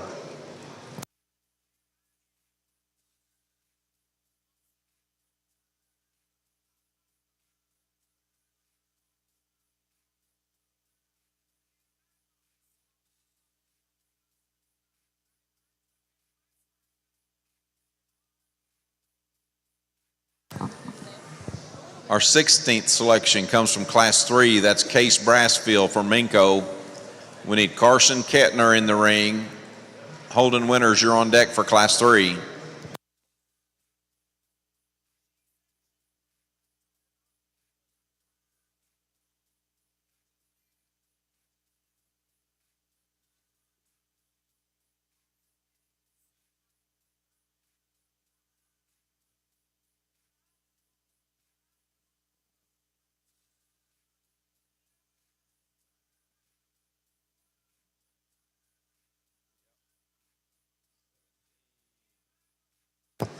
Number 17 comes from Class 1. That's Doc Downing from Delaware County. We'll introduce Gage McNeil to the ring. Blair Bear, you're on deck for Class 1.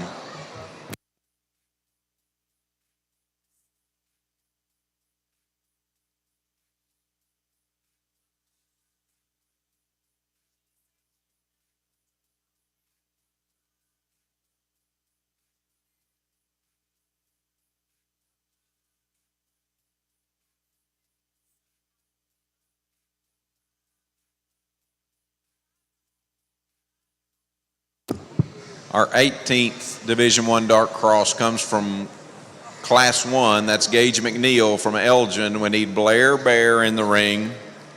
Destiny Danner, you're on deck for Class 1.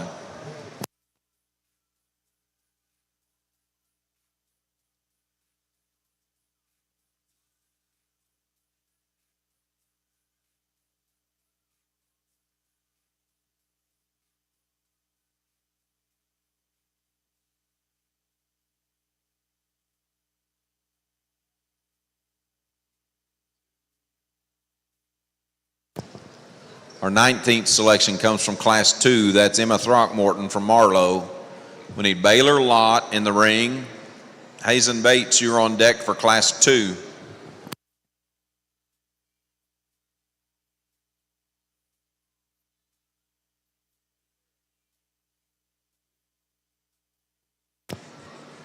Number 20 comes from Class 2. That's Baylor Lott from Hydro Eakley. We'll introduce Hazen Bates to the ring. Jace Wyrick from Moreland, you're on deck in Class 2.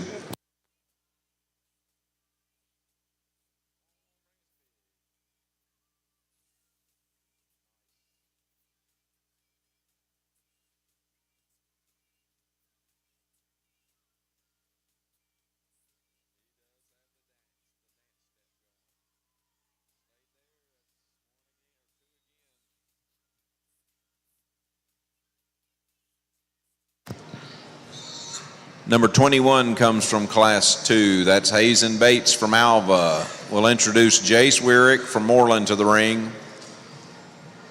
Lauren Thurman, you're on deck for Class 2.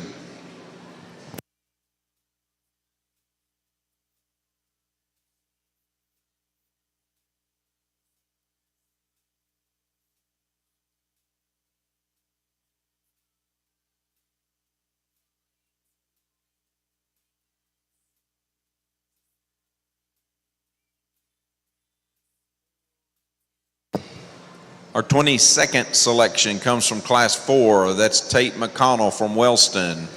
We'll introduce Randy Jasper to the ring. Tucker Bloodworth, you're on deck for Class 4.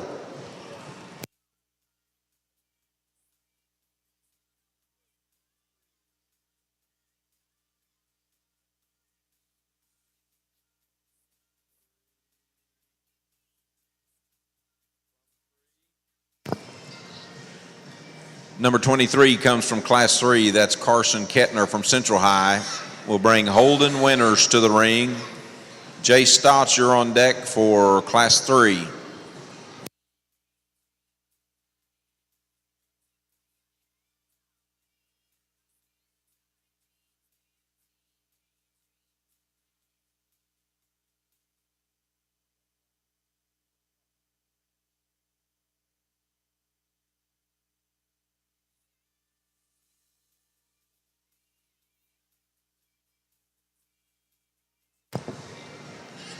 Number 24 comes from Class 2. That's Jace Wyrick from Moreland. We need Lauren Thurman from Colcord in the ring. Caleb Dorr, you're on deck in Class 2.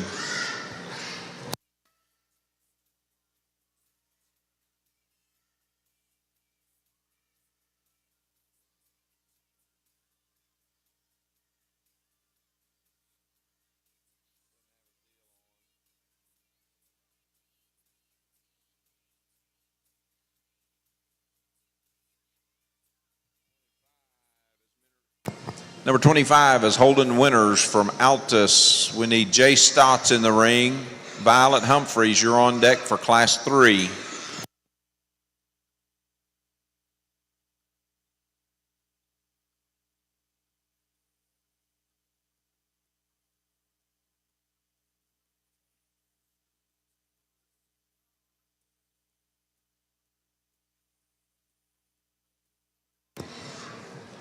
Number 26 comes from Class 4. That's Randy Jasper from Jones.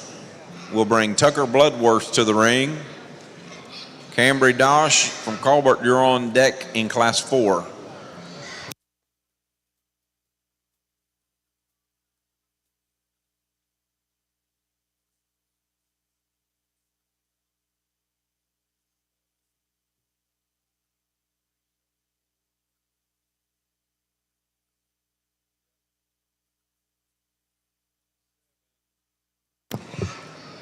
Number 27 comes from Class 2. That's Lauren Thurman from Concord. That'll introduce Caleb Dorr to the ring. Jace Werrick, you're on deck for Class 2.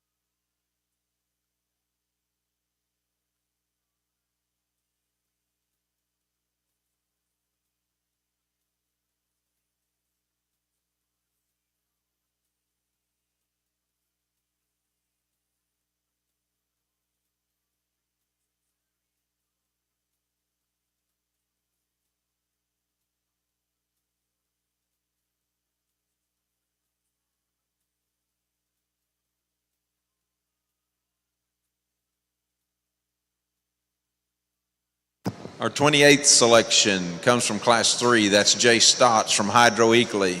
We need Violet Humphreys in the ring. Will Muggy, you're on deck for Class 3.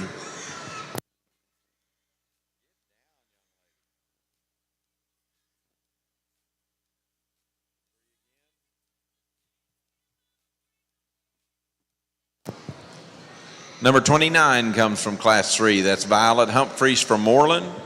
We'll bring Will Muggy from Deer Creek, Lamont to the ring.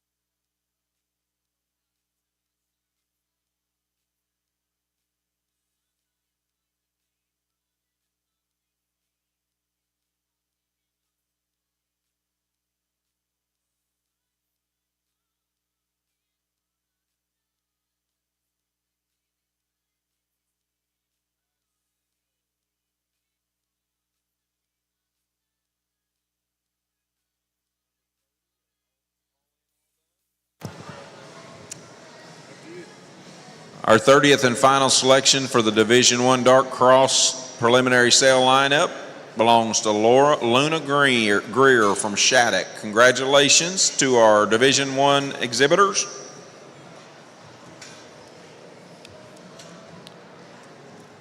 We're ready for your Class 7 dark commercial or dark cross bearers in the sift. Class 7 to the sift.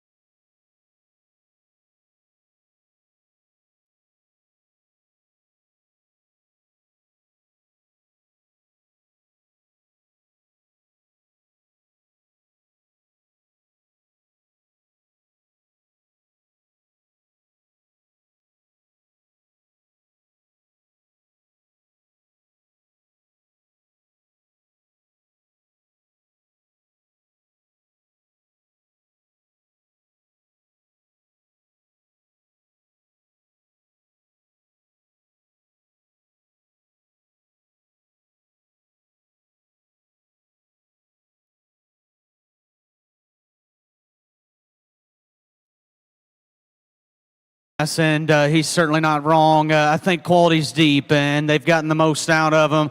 Man, their skin and hair and just their presentation out here and these kids' abilities to get them driven is just so good. And I know it sounds like a broken record, but I understand what it takes to get to this point, and we need to give credit where credit's due. This pair is ultimately within the top four, just the most secure from behind and the most safe in that regard, and offer just the most unique kind of look, presence, and build from the side. This one that wins is just flawless about his hip and hind leg. So tall shoulders, so good looking, so good about his build, balance, and symmetry from the side. His length of hip, his bend to his hock, and his rear joints is so good. He isn't the most just maxed out in terms of his spread up high, and obviously as we went through the week, maybe that's going to become just a little more difficult with some of the factors that we may be fighting. But without a doubt, called him acceptable enough in that regard. If we are going to just make him a better, the absolute perfect, I would like to roll his back up and give him just a shot more shape. Incredible look, incredible balance, incredible squareness. Very nice piece of animal, piece of livestock there to go ahead and win this particular class. In terms of just design and silhouette, this one in second closely resembles our class winner. Flat backed and got a big tail root that's cranked way up there. You take him to the surface and he's more than adequate in terms of his foot size and feature. He's got more shape and more spread on the top side of his skeleton. He's so good from his pin set to his hock to where his rear foot hits the ring surface when you get right in behind him. I didn't see him to be quite as good in his cheek. I didn't see him to be quite as unique in terms of his presence and build from the side. Even though he keeps a good top line and and as good as still in his lines, I thought that one fell out of bed just a bit in relation to our class winner from a length of body perspective. If we could shorten him up the hair, man, I think that is a very good piece of livestock there to be in second. Again, quality continues, and this one in third, I think you could make the argument and run with him to win this particular class if a guy wanted to. He comes across as the burly, massive one of the initial three. He's the shortest in his body length. He's the biggest in his body. He still has the ability to throw his head above his shoulder blade and drive at a comfortable level. His skin and hair is absolutely on point. Young lady got the most out of him. You get right in behind this guy, and he becomes just a bit concerning.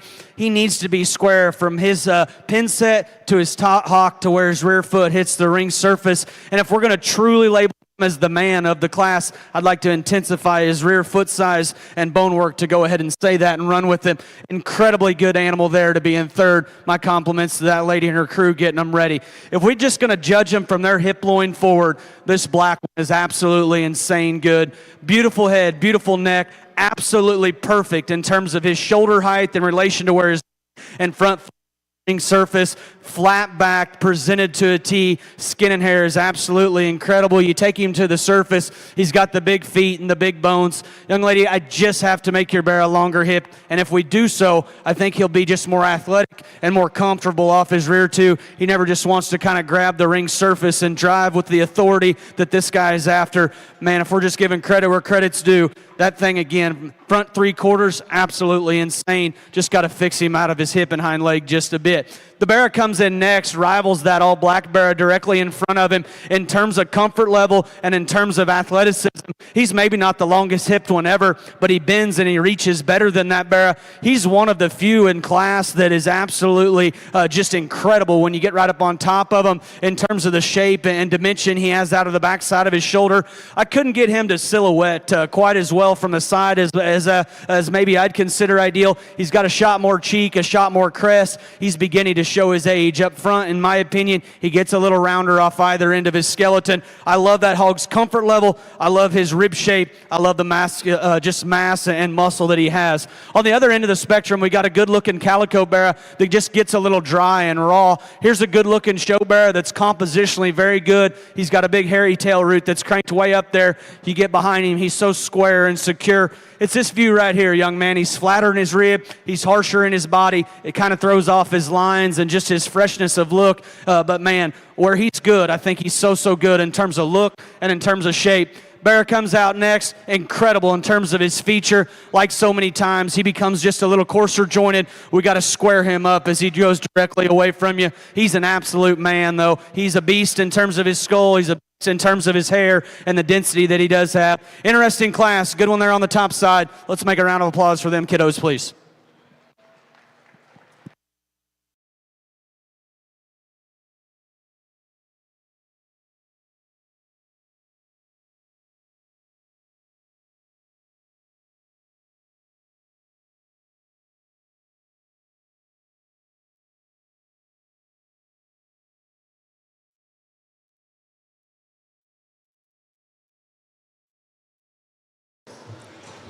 Second, Evie Rue Cantrell from Ripley. Third, Vivian Humphreys from Moreland. Fourth, Peyton Kindholtz from Tonkawa. Fifth, Gunnison Fisher from Cherokee County. Sixth, Brock Teal from Granite. Seventh, Anna Dostal from Manford. Eighth, J.W. Terrell from Prague. Ninth, Hunter Smith from Butner. And 10th, Bodie Jeffries from Blackwell. Showmanship winner was J.W. Terrell from Prague.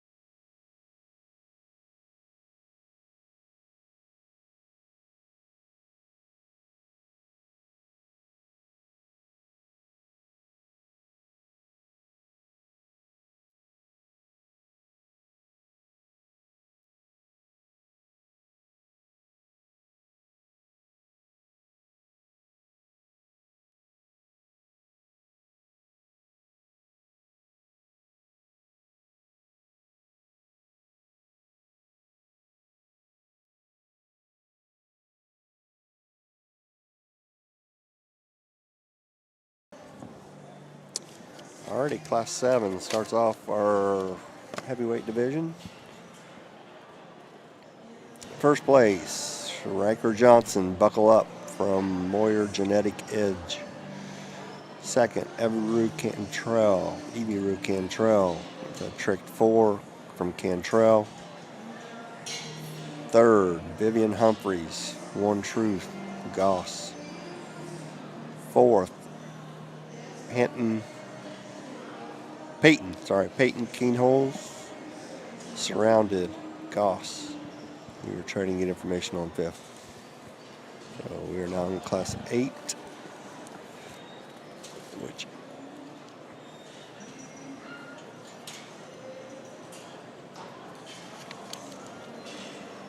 47 barrows, 279 to 282 pounds.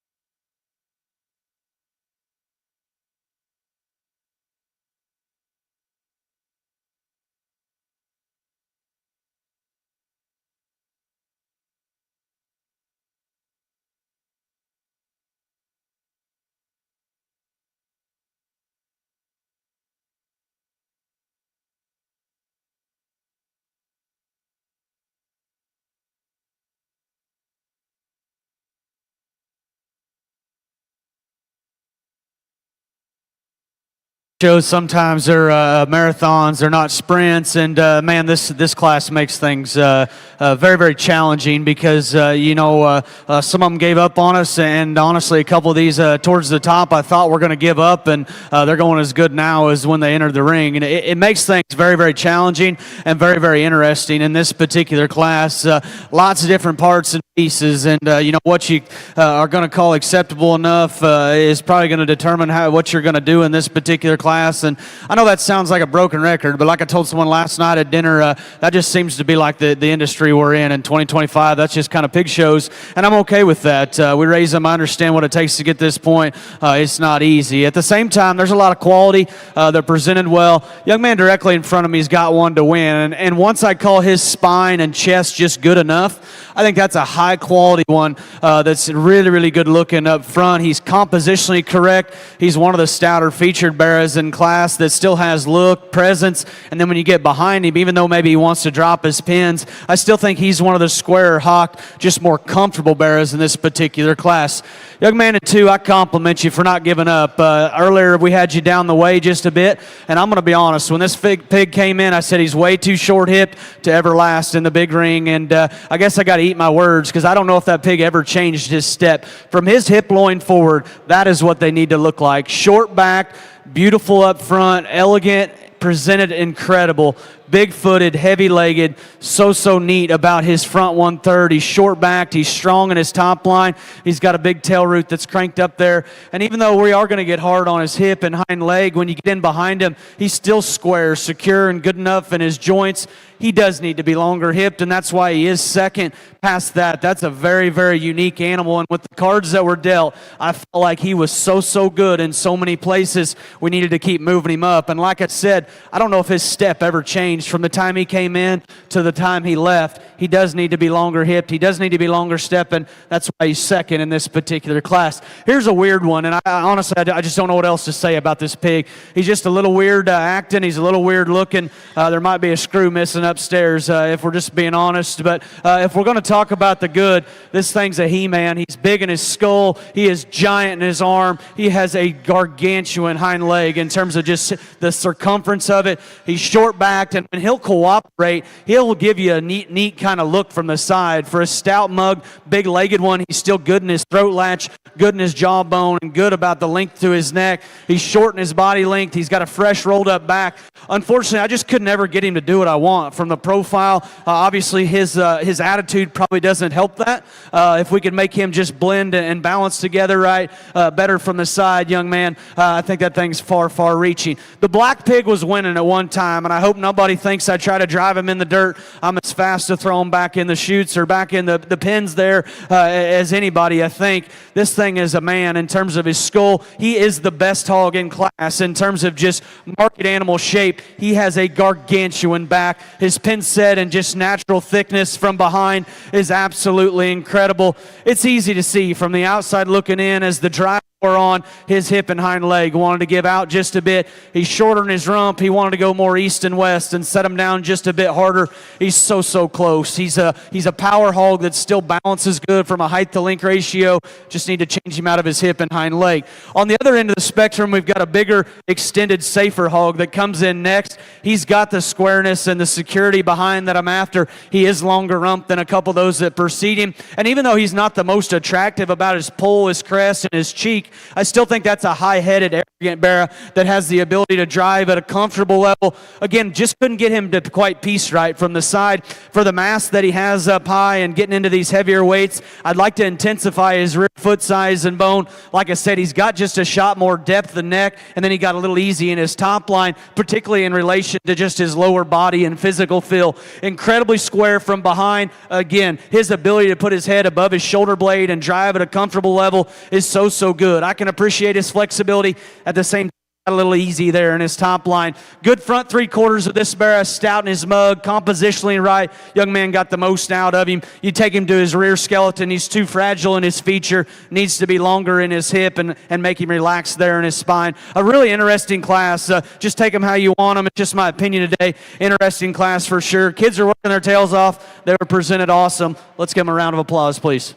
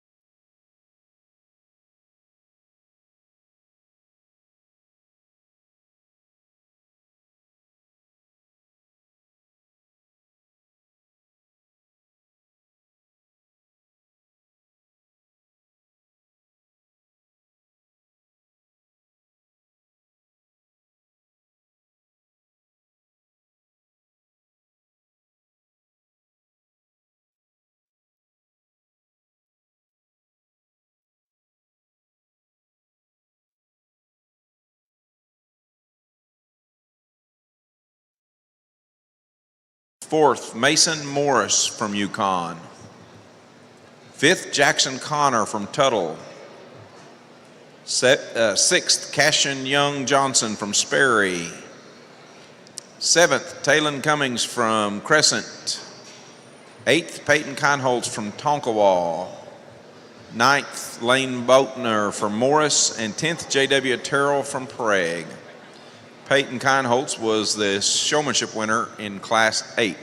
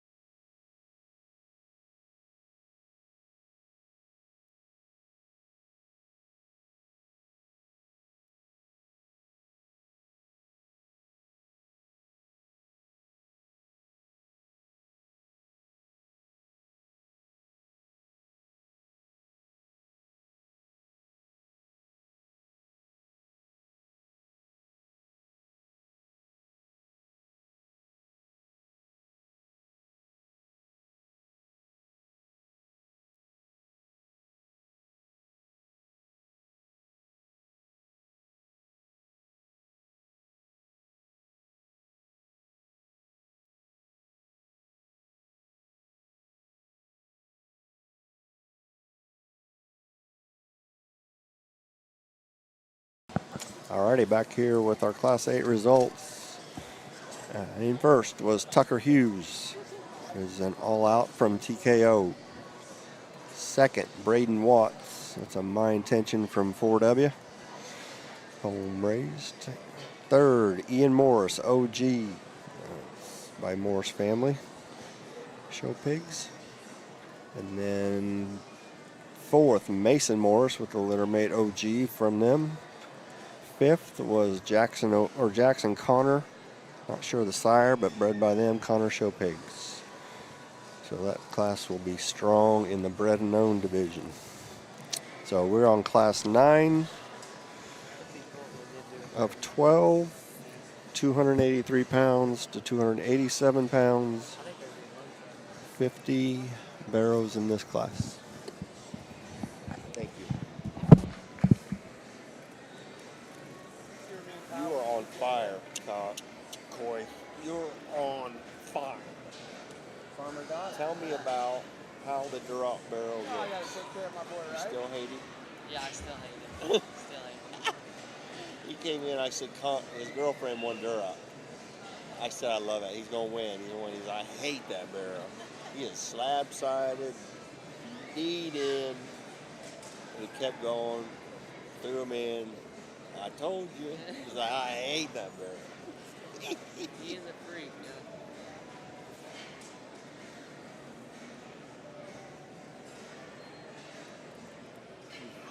Good pig. We were staying up all night. For the bird. We were third bird, and the Duroc surprised us. Not really surprised us. We just didn't see it. We thought it was the third or fourth. Yeah. Troy loved him. He was a freak, though. Yeah. He was a hard pig to beat. Ooh.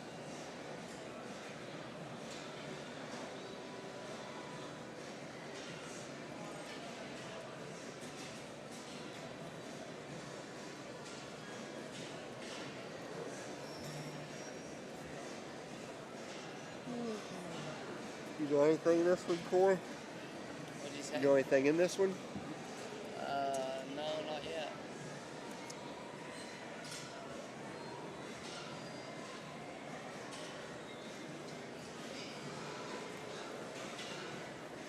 Uh-oh.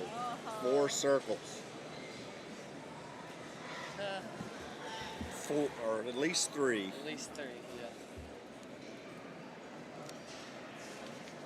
That's probably. You got a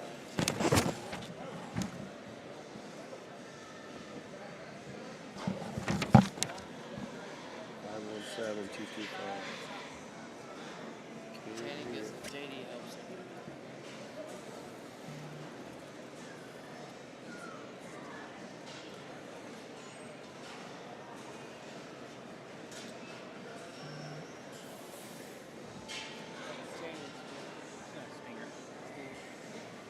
Delete off, have them delete off.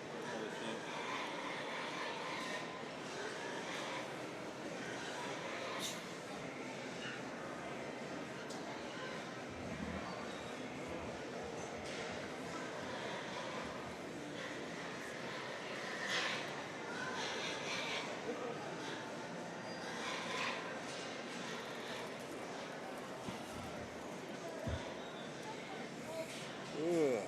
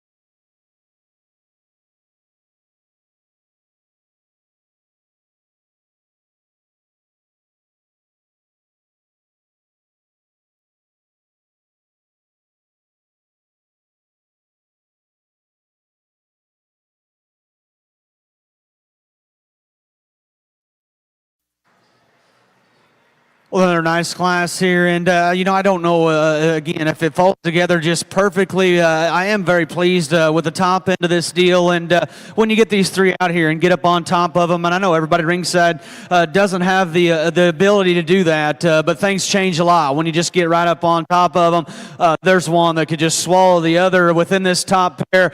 So much bolder in his body, his spread, dimension, and muscle mass he has on the top side of his skeleton is so good. You get behind him, he's still square, and even though he's not as maybe just perfect from the profile as I'd consider ideal, I still don't think it's a huge red flag. I would like to tie his neck a little smoother into his shoulder blade, lengthen his rump just to still think the angle to his hock is acceptable enough. He's a bold-bodied bear. That's height to length ratio is very good. Stout in his bone work. I thought he had the decisive advantage in terms of spread, of muscle and back, and rib shape, as well as just levelness of top line here. Young lady in two, if we could just piece this bear together just a bit better from the profile, this is our class winner. He's got a neat look up front. He's compositionally very good. He's a big-chested show bear that's adequate in terms of his foot size and feature. Still a bear that's up on his toes at this weight. His shape and expression he has down his top is so good. Very square and secure from behind. I get a little concerned when we get off to the profile. That bear wants to run downhill and get a little easy in his top line, a little straighter and just more or insecure, I should say, in terms of the way he utilizes his hock. That's a good-looking, shapely bear, though, that we're getting into some of these heavier weights. Still looks youthful, still is good from a compositional perspective. I like the flexibility and just body cavity of the bear that comes in next. Again, another one of those pigs I think as an industry, if we just had more pigs that look like this, would be better off. Sound in his structure, very good in his forerib and his body shape. Even though he is just a little bit chuffier, I think he's still good from a compositional perspective. Very square and secure when you get right in behind him. When push comes to shove, and you come out here and think about magnitude of show that we're at here, that one gets a little cheeky and a little stale up through his front 1/3. That in correlation with the fact that he's the most refined in his feature of the initial three. I felt like the third hole was just a safe place for that pig. High-headed, sound-structured, good-bodied, young man got the most out of him. Just a good carcass hog comes in fourth, and maybe that's not a popular term, but that's what this pig strikes me as. I'd encourage you to get on top of him. The spread and shape he has on the top side of his skeleton is so good. He's still got indention into his forerib and reads like one that's good from a compositional perspective. He's wide, square, and true when you get right in behind him. Unfortunately, he doesn't come across as with the quality, for lack of better terms, as those three that come before him. He's a little chuffier about his front 1/3. He doesn't just want to just get out and go. I didn't see the foot size and just stoutness of feature, but a good skin and haired bear there that's got a ton of muscle packed into him. Very interesting kind of hog. Pulled this one out down there and kind of kept working him up. Just from a sheer quality, skin and hair perspective, that's where this bear needs to get towards the higher, I guess, than he once was. Dead level in his top, neat in his look. The angles to his skeleton are so good. Relatively square in terms of just his undercarriage as he comes and goes. He's a little more refined in his feature, and then obviously he's flatter in his muscle. From there, we're working at two more bears that just need more punch, need more muscularity. We're going to round out the class with a few that just become just a little concerning from a build perspective. Interesting class, and everyone's getting tired. Let's make some noise for all these kiddos for their hard work, please.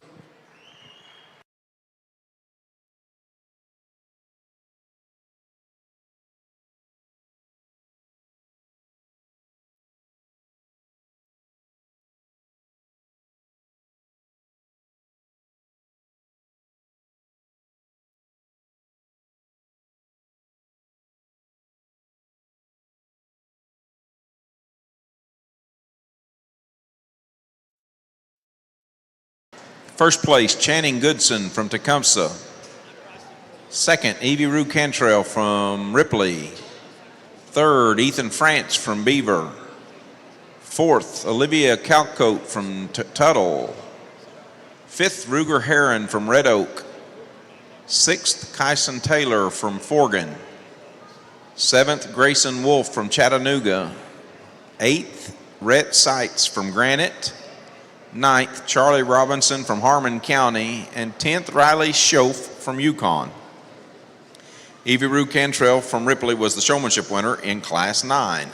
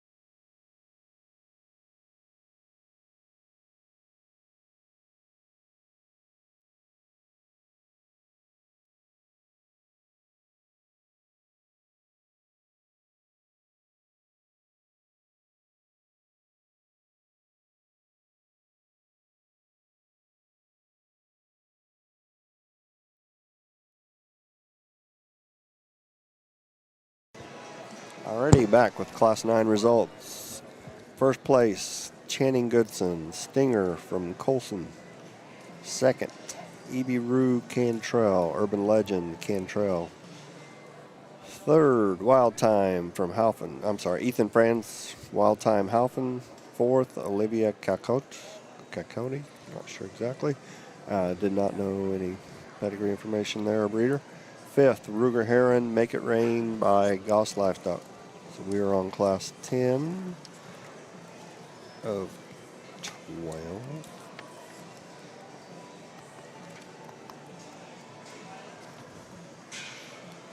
And we have 47 in this class, 288 to 290 pounds.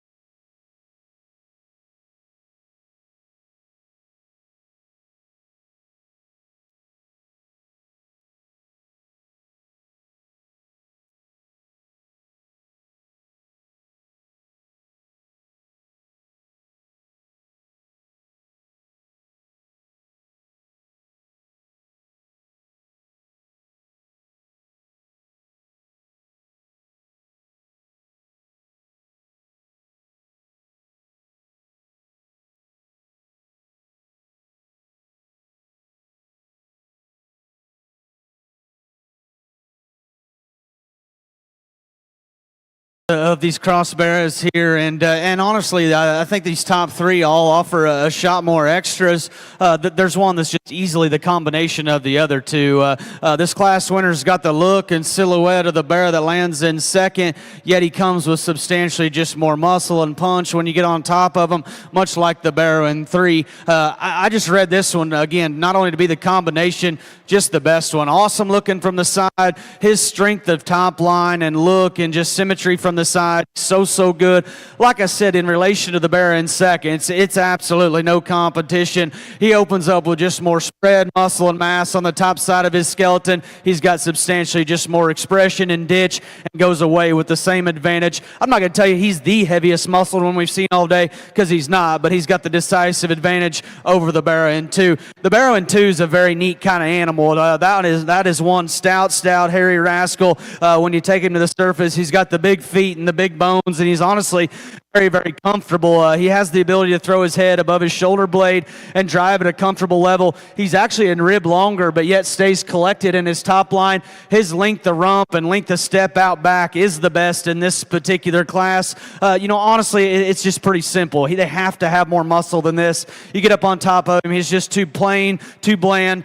Goes away with the same disadvantage. I can appreciate the squareness going away, but at the same time, he just has to have more muscle from front to rear. I'd probably be a little more accepting of that if he was just wild-necked. He gets just a little deeper throated. He's got just a shot more crest. I appreciate his bone. I appreciate his hair. I appreciate his comfort level. That's a neat kind of pig there to be in second. Just got to give him a shot more muscle. The 1 and 3's got the punch. This is the man of the initial three. He's got hair. He's got big skull, a big back, and a big hip laid in him. For me, young lady, he just has to go better. We pinned him back up early, and I thought to myself, if he goes just good enough, he can win the class. Unfortunately, as the drive wore on, his issues became more apparent out here. We need to loosen him and just make him more flexible. If we're just going to line him up and take a picture, man, that's a very good piece of livestock. He's got all the extras you could ever want. We just got to make him more comfortable. A neat kind of pig here, just in terms of length of body in relation to his front end. A neat kind of look up ahead of his blade. His skin and hair is very good. A pig that's still good and upright on his pasterns and reads good in terms of his angles. When you get right in behind him, his squareness and just security from behind is very good. Falls apart just a bit when you get off to the profile of him. For a good-looking pig, he still wants to run downhill just a bit. It's a little bit deceiving, to be honest. And then the real issue is when he comes and goes. He's just not accompanied with the base width, punch, or power as those three preceding. Young lady got the most out of him, though, and kept working him up. My compliments to her and her crew on getting the most out of that particular pig. On the other end of the spectrum, we got a big rib, flexible, kind of durable kind of bear here, and just in terms of his rib and his mass, very comfortable. Just not as attractive or as unique about his proportions. I'd like to stout him up in his feature and just give him more look up front. One coming out next has the look and shape that I'm after. Just couldn't get his top line and skeleton to quite do what I wanted. We need to spread him and widen him there in his knee and his front foot placement. Interesting class. Again, kids are doing a good job. Let's show them our appreciation, please.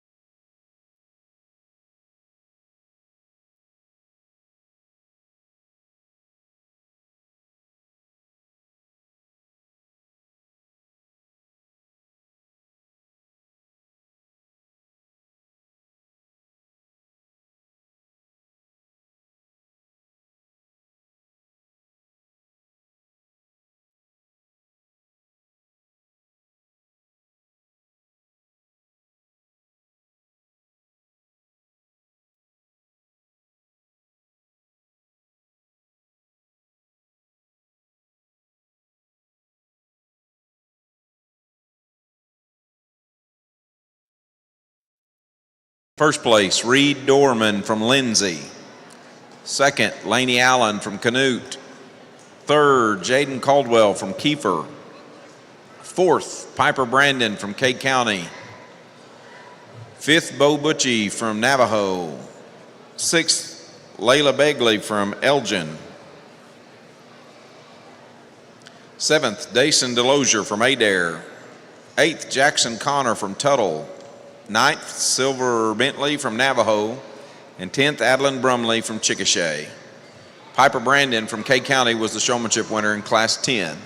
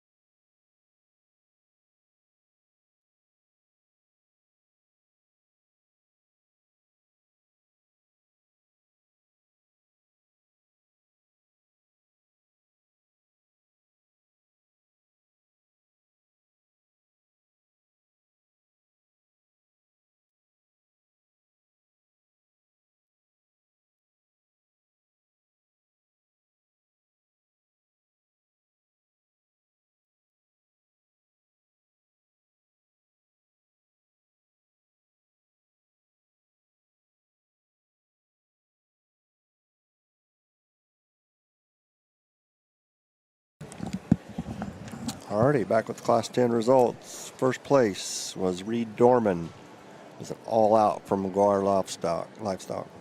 Second, Lane Allen. That was an 8 seconds from Weisinger. Third, Jaden Caldwell. Out for Blood, Schulte.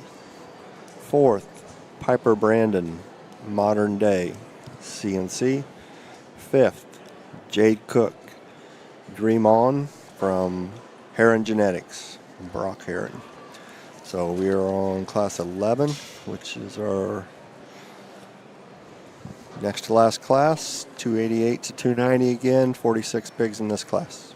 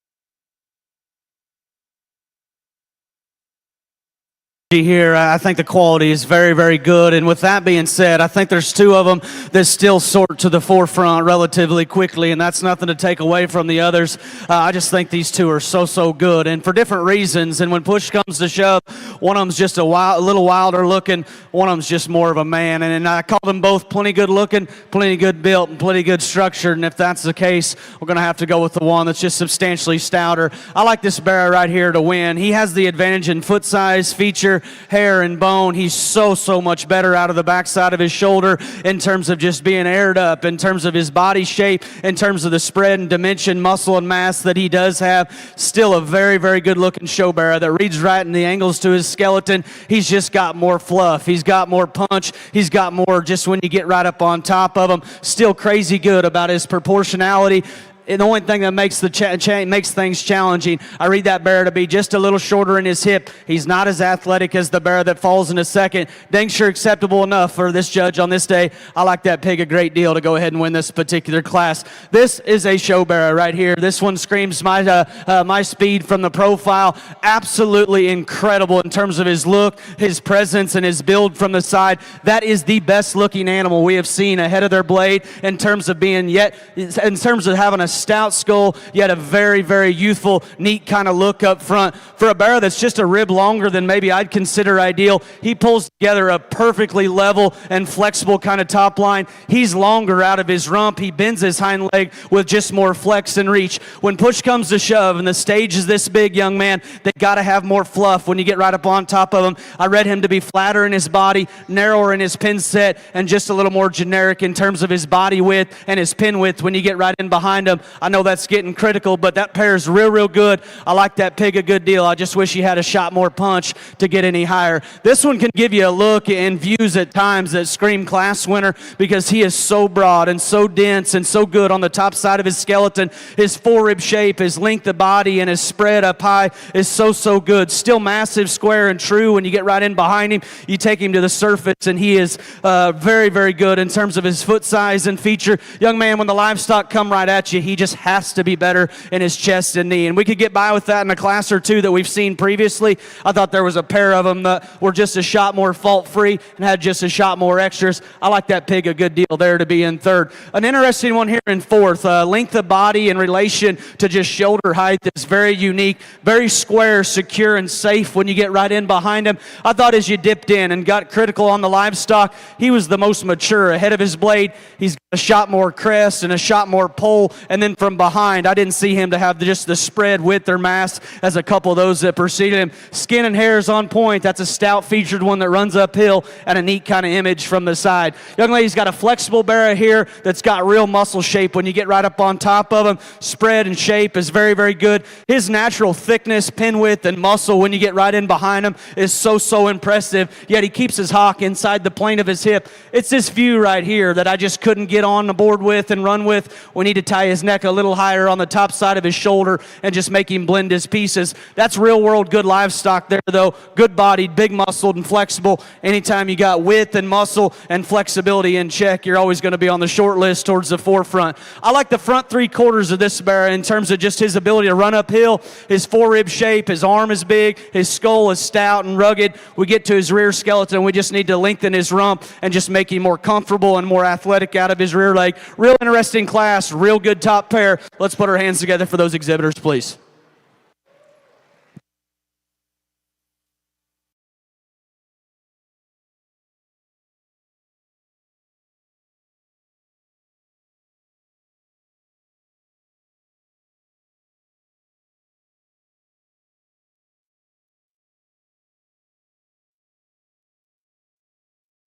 From McLeod.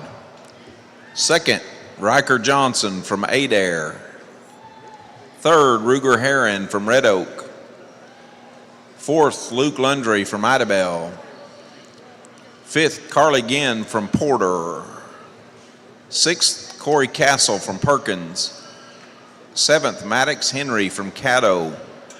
Eighth, Kyler Hacker from Carter County. Ninth, Jenna Fielder from Wayne. And 10th, Josie Felton from El Reno. Gracie Little was the showmanship winner for Class 11.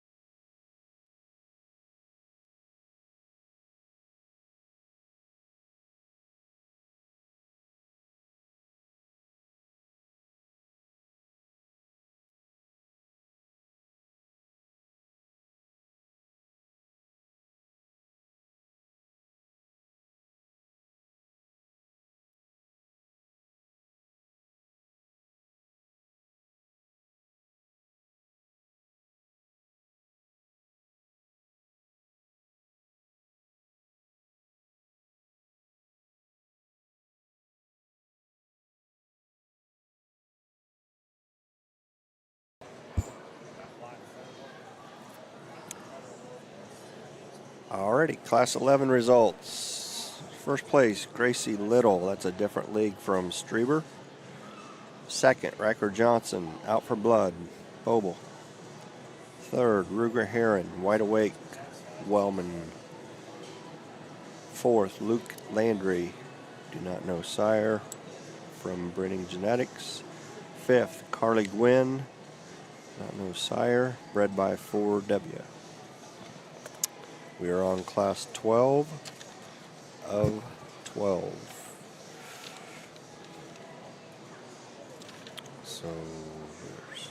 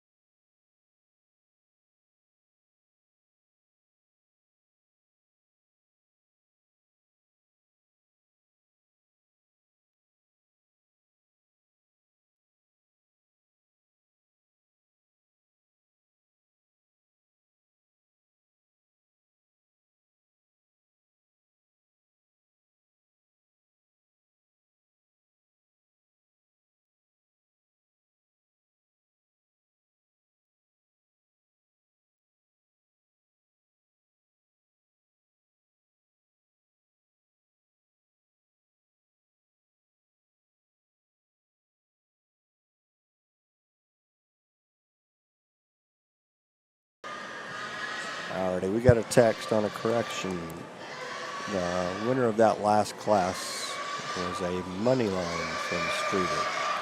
So that was Class 11 winner.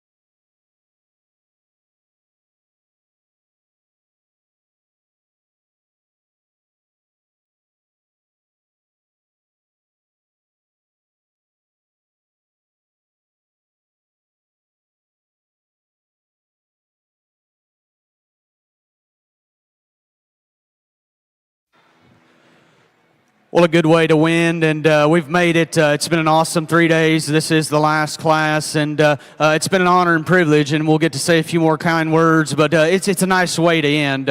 Again, sounds like a broken record, but the pigs are good. They're presented well. The kids are getting the most out of them. We got a little give and take on this top pair here, but when you just step off to the side and just say which one just blends better, which one just looks more symmetrical from the profile and just strikes you with more quality, that's the Calico Barrow. High-headed, dead level in his top line, so bendy and flexible, still good enough as he comes right at you. And then the biggest sorting factor that I told Boots before I grabbed the mic, when these things go away, it is absolutely not even close. That thing's pin and just spread and base width and rear bone is just absolutely intimidating in relation to the belted pig. Man, that's a really nice pig to go ahead and win the last class of the day. We'll see how he stacks up. If we're going to get critical, he's a little longer pastured, and he's not just as maxed out up high as maybe some that we've seen today. That's where the Baron 2 has the advantage. He opens up with just substantially more spread, muscle, and ditch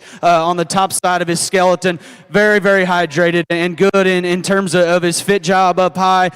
Very, very good in terms of his center body. For one that's that bold and round in his body, his underline still reads like a show barrow. He's still fresh up front and attractive. And even though he doesn't just maybe blend and piece together quite as well as our class winner, if we're just going to study him as an individual, that's still a good-looking, good-built, good-balanced kind of show barrow. Again, in relation to our winner, didn't see him to be just as perfect from the side, and then when you got right in behind him, didn't see him to just have the natural pin width or skeletal width and muscle as that class winner. A very good pair, and as much as we like that pair, there's still a ton of quality in 3, 4, 5, and even on down into 10. This is a wild, good-looking, bendy, flexible kind of show barrow here. Man, for a heavyweight, that one's still really, really attractive up front. He's tall-shouldered. He's awesome in his top line. His hind leg may be as flexible and bendy as any within this particular class. When push comes to shove, he's softer in his front foot. We need to pick him up in that regard. And of the initial three, I don't think it's any secret, he's the most refined in his feature, particularly when you get right in behind him and watch him go away. We just need to stout him in his bone column. An interesting pig here in 4, and we couldn't just quite get him to do what we wanted to do from a bone and rear leg perspective, but if you study the good in this hog, that thing's got a stout mug. He is so freshly presented about his skin and hair and hydration. His spread up high, his natural thickness of pin and squareness from behind is so unique. I told Boots and he agreed. I said from the profile, you might expect that thing to step out outside his body wall, yet he doesn't. He remains square and true when you get right in behind him. Again, stouting him in his feature and just make him a little more coordinated from the profile about his rear leg structure. A neat kind of pig there in 4. Far-reaching one in 5, and he's as close to being your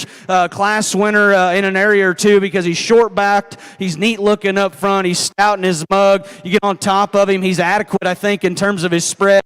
From behind his pin hock to ground is very, very square, true. Unfortunately, coming at you, young man, he just has to be better in his chest, knee, and front foot placement. And then, where you're at on his skull may determine kind of where you want to land on that pig. Probably just a little different skull shape than maybe I'd consider ideal. I absolutely love this pig from the profile. If we're just going to judge him from afar and look at him from a distance and study him in terms of their silhouette and the picture that they paint from the side, this may be your show winner, and I truly mean that. Absolutely incredible about his look. He's got big feet. He's got big paws. I love his length to height ratio, and for a short backed one is still extended off either end of his skeleton. Unfortunately, young man, this thing's just entirely too closed up in his rib shape. He has to be rounder in his body shape and has to have more just spread and dimension up high, particularly in the last class of the day. They're going to have more punch than that. Incredible from the side. You got the most out of him. A neat kind of pig. Same goes for the young lady's Calico Bear coming out next. Good from the profile. Just needs more horsepower when you get in behind him. It's been a fun heavyweight drive. Last class today. Let's make some noise for those kiddos, please.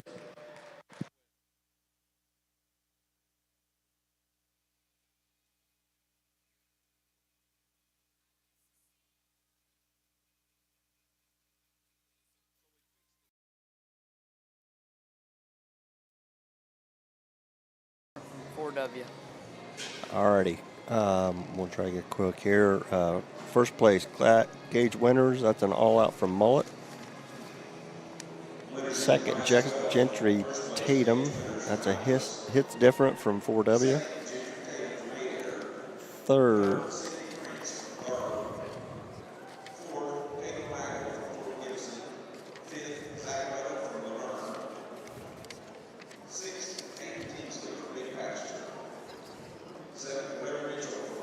was an in game from True.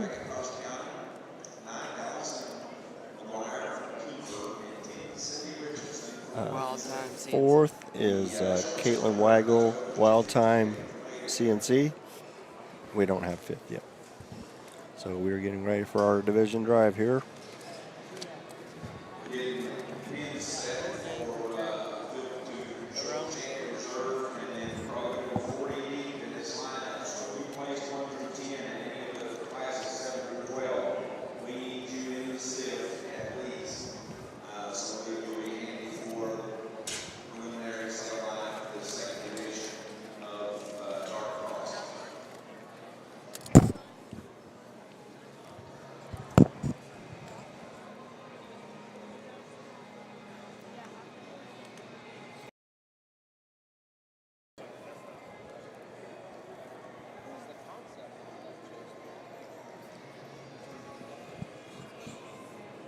Right on that 7.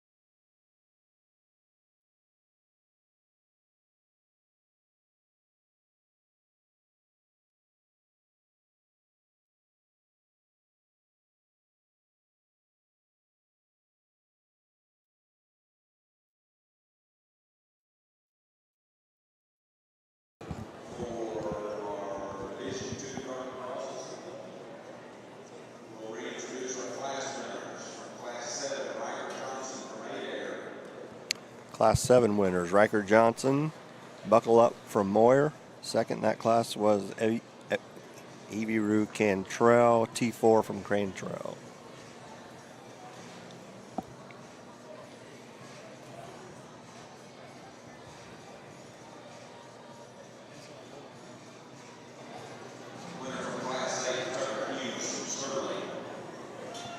Class 8, Tucker Hughes, All Out from TKO wins the class.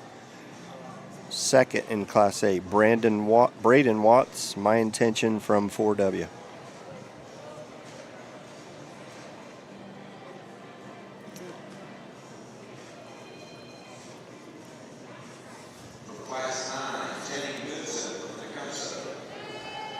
Class 9, Channing Goodson, Stinger from Colson Show Pigs. Second in that class was Evie Rue Cantrell, Urban Legend from Cantrell. Yeah, he is. Yeah. This is a pig.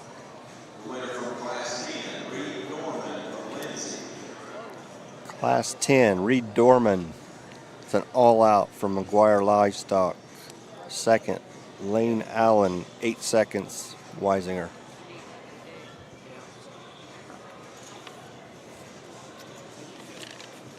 Where's 11?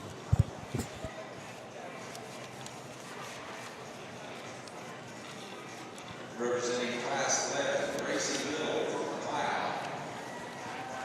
McLeod. Class 11, that's Gracie Little. That's a money line from Strieber. Second in that class was Riker Johnson, Out for Blood, Boble.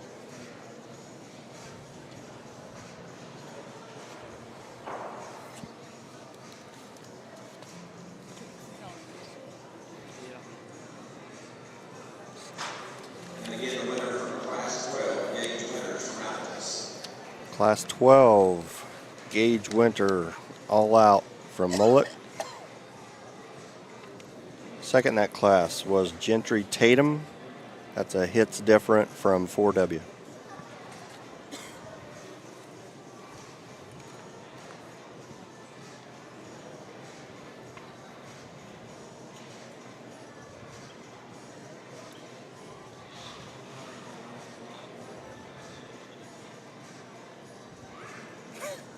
Spin on himself.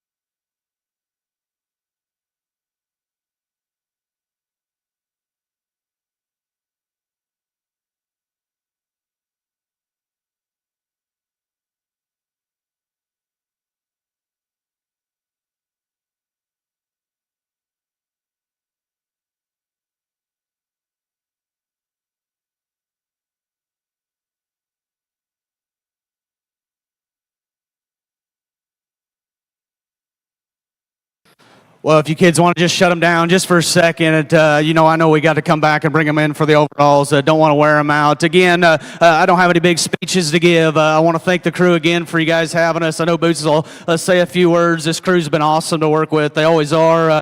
It's just expected, I guess, when you come to OYE because they've built a tradition of it. They have a tradition of doing things right.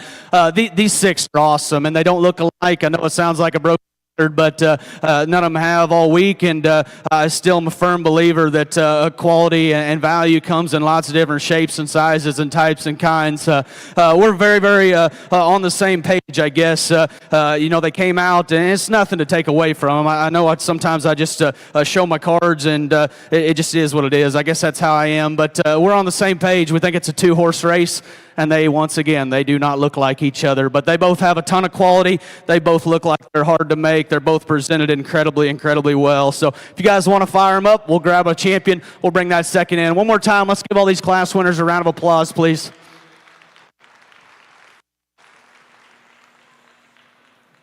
Of them, in my opinion, and we're both on the same page. There's one that's just a little more unique, a little stouter, a little more dense, a little hairier, just a little bolder, a little more wild looking. Come out of a real good class. Young lady right here has got your champion heavy.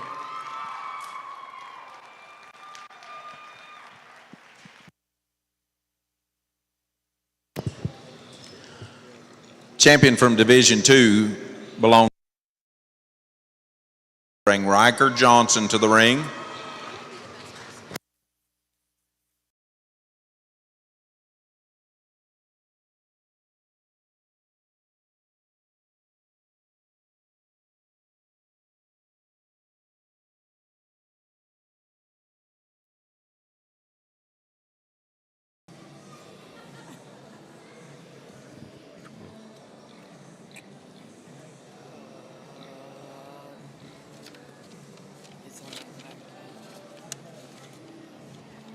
Class 11 wins that division, the heavy of the crosses.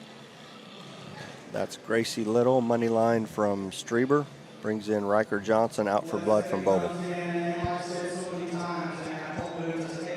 And he said, that's okay, bring him out and let's see. And that thing comes out, and he hadn't changed much since class. High quality livestock. I said in that particular class, that one may be as good looking up through the front 1/3 of his skeleton anything that we've seen all week long. I don't know how many bears there are, but I think around 2,000, and that is the best in that regard in terms of just his look and freshness and presence up through the front 1/3 of his skeleton. He's still a wide-chested bear, and like I said, when you get off to the side of him, he's just so good looking. Does he have just enough? And that's what I asked Boots, and that's where we could tweak him. If we're going to get hard on him, we could stout him up in his feature just a bit and give him just a shot more punch right when you get up on the top side of him. I've said so many times this week, though, I think it's so much more difficult in 2025 to make good legged crossbred show bears than to make them stout. So we can appreciate the extras and the uniqueness that he brings forth. We're in total agreement. So there's another one that pushed our champion very, very hard. And within a pair out here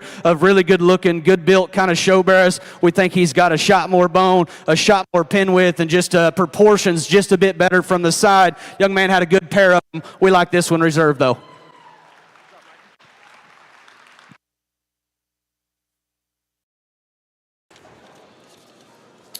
Reserve. Heavy cross.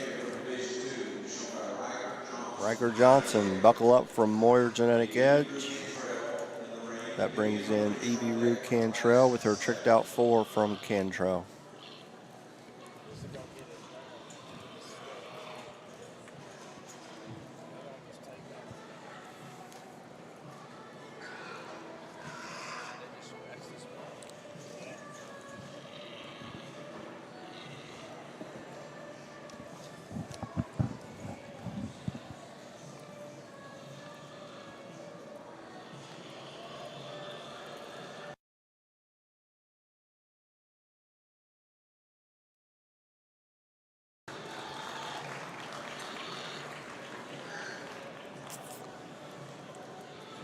Third overall, Riker Johnson, out for blood, Boble. Third, Division 2 Dark Cross, shown by Riker Johnson from Mayfair. That brings in Ruger Heron, Wide Awake from Wellman. Fourth out is Gage Winters. It's an all out from Mullet.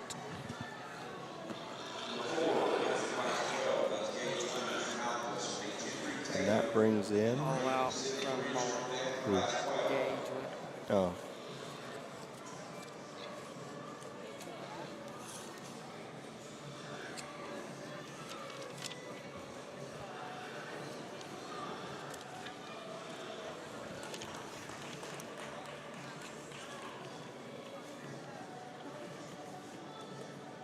So that brought in Gentry Tatum. Hits different from 4W.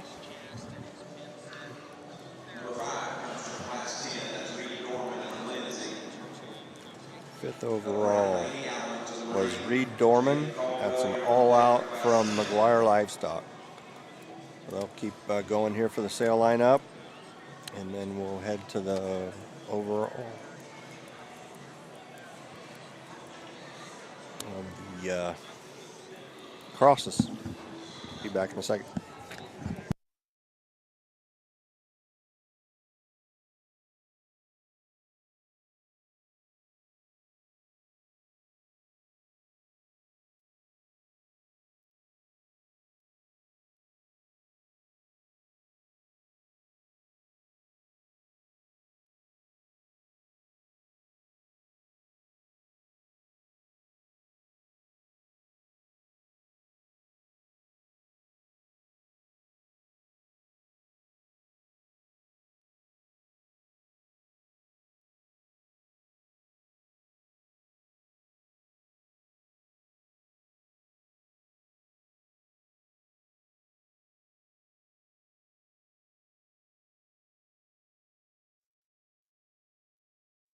Class 12.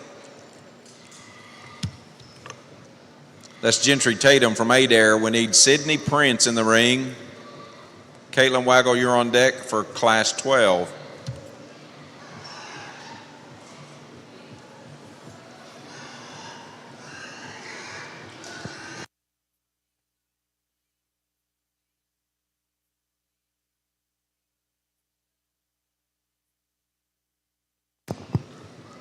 Number 7 comes from Class 9. That's Channing Goodson from Tecumseh.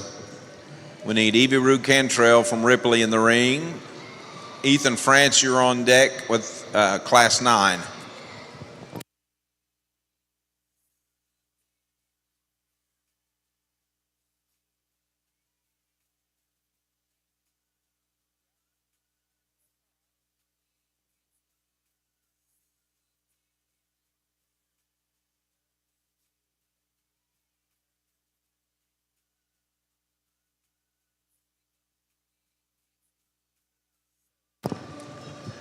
Our 8th selection comes from Class 7. That's Evie Rue Cantrell from Ripley. We need Vivian Humphreys in the ring.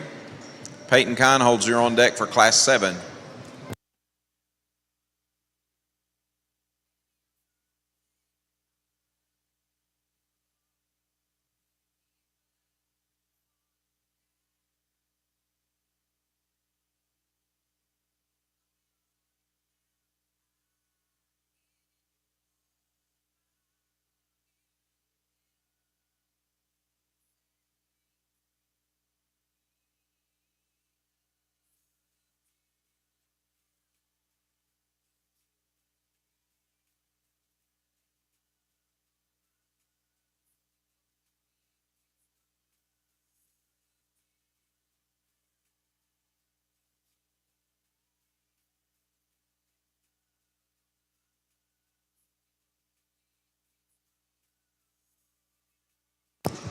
Our 9th selection comes from Class 10. That's Laney Allen from Canute.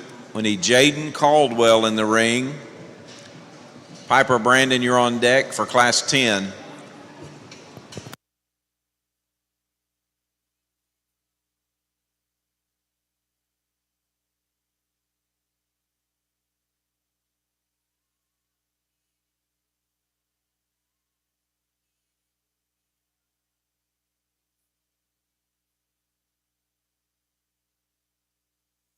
Our 10th selection comes from Class 7. That's Vivian Humphreys from Moreland.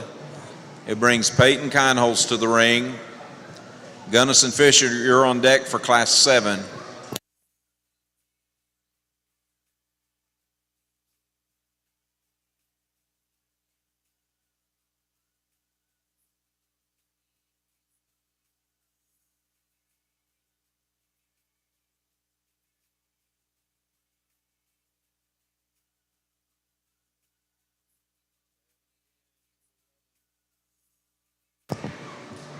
Our 11th selection comes from Class 7. That's Peyton Kindholz from Tonkawa. We need Gunnison Fisher in the ring. Brock Teal, you're on deck for Class 7.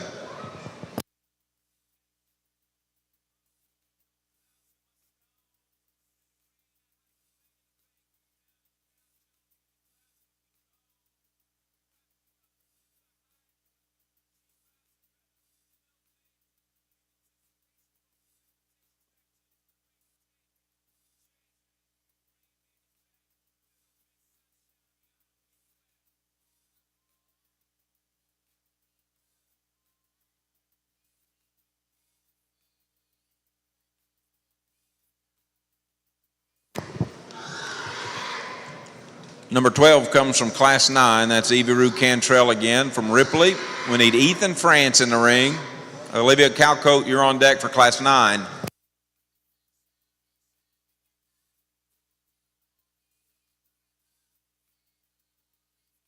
Number 13 comes from Class 10. That's Jaden Caldwell from Kiefer. We need Piper Brandon in the ring. Bo Butchie, you're on deck for Class 10.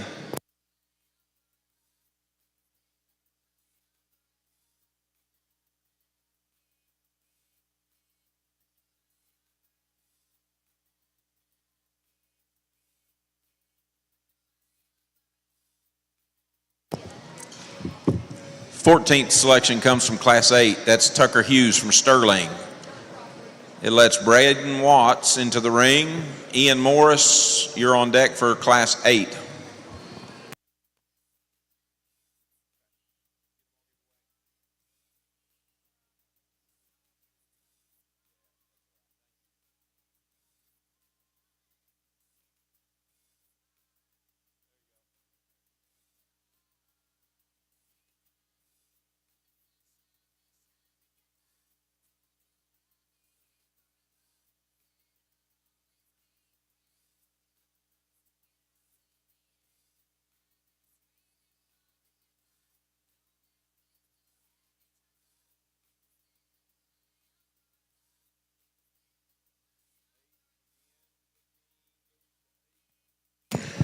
Our 15th selection comes from Class 8. That's Braden Watts from Warner.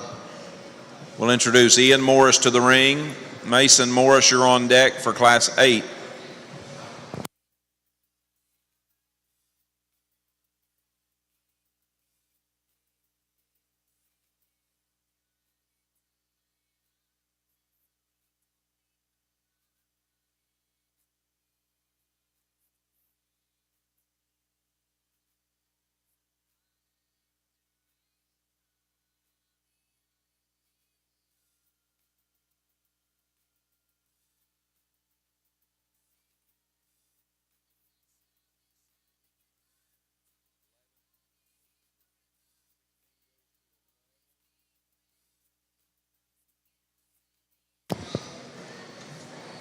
Number 16 comes from Class 11. That's Ruger Heron from Red Oak. We need Luke Lundry in the ring.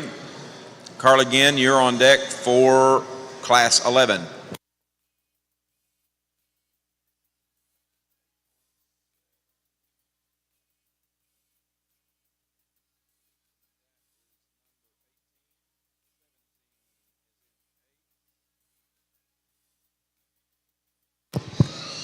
Number 17 comes from Class 8. That's Ian Morris from Yukon. We'll bring Mason Morris to the ring. Jackson Connor, you're on deck in Class 8.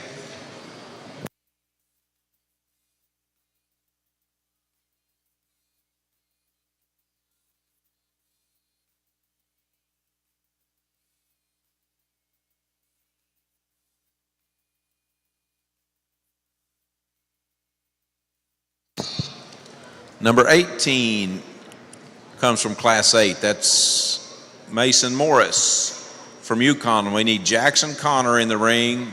Cashin Young Johnson from Sperry, you're on deck in Class 8.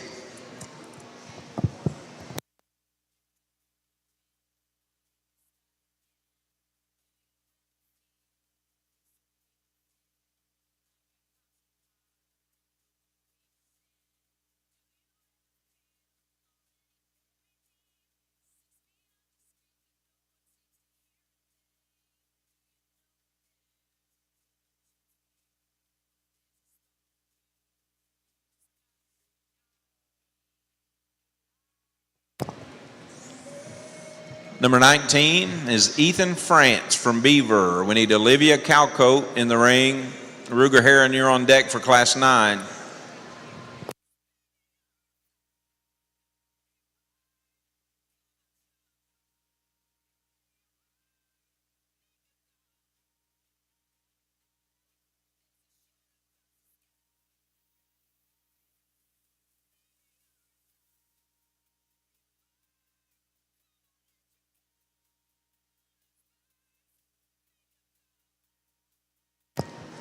Number 20 comes from Class 11. That's Luke Lundry from Idabel. We need Carly Ginn in the ring. Corey Castle, you're on deck for Class 11.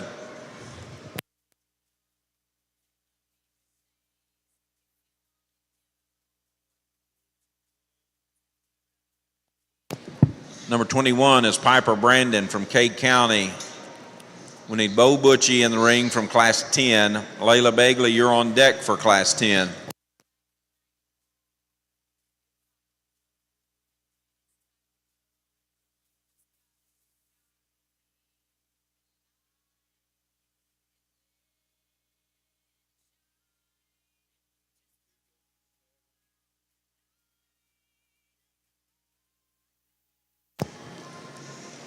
Number 22 comes from Class 7. That's Gunnison Fisher from Cherokee County. We'll bring Brock Teal to the ring. Anna Dostal, you're on deck from Class 7.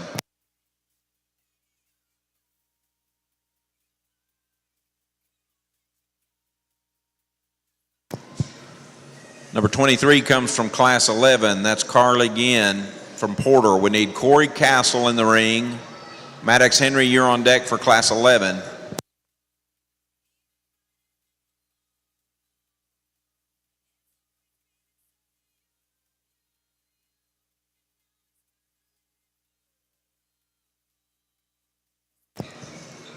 Number 24 comes from Class 12. That's Sydney Prince from Garber. We need Caitlin Waggle in the ring. Zach Wetter, you're on deck for Class 12.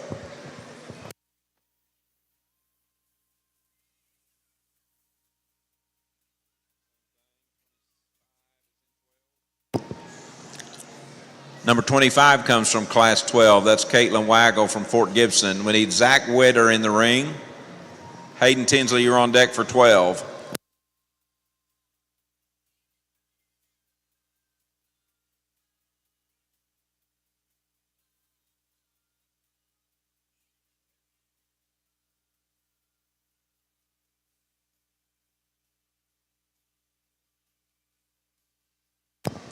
Number 26 comes from Class 8. That's Jackson Connor from Tuttle. That'll bring Cashin Young Johnson to the ring. Taylon Cummins, you are on deck for Class 8.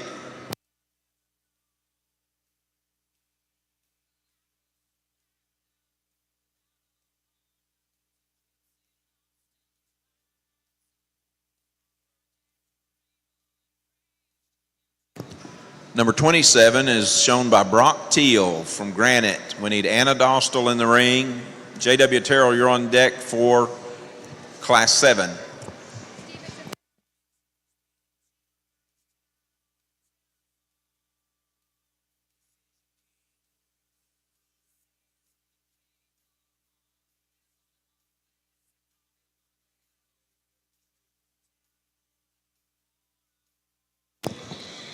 Number 28 comes from Class 8. That's Cashin Young Johnson from Sperry. We need Taylon Cummings in the ring. Peyton Keinholtz, you're on deck in Class 8.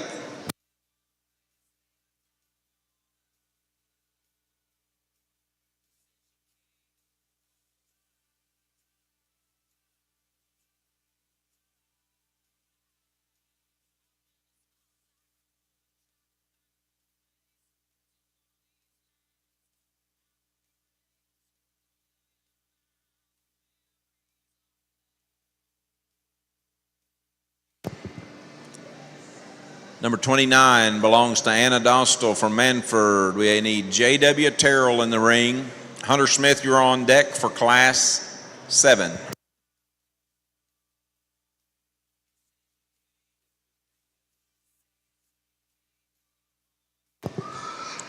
Number 30 comes from Class 7. That's J.W. Terrell. We need Hunter Smith in the ring. Bodie Jeffries, you're on deck for Class 7.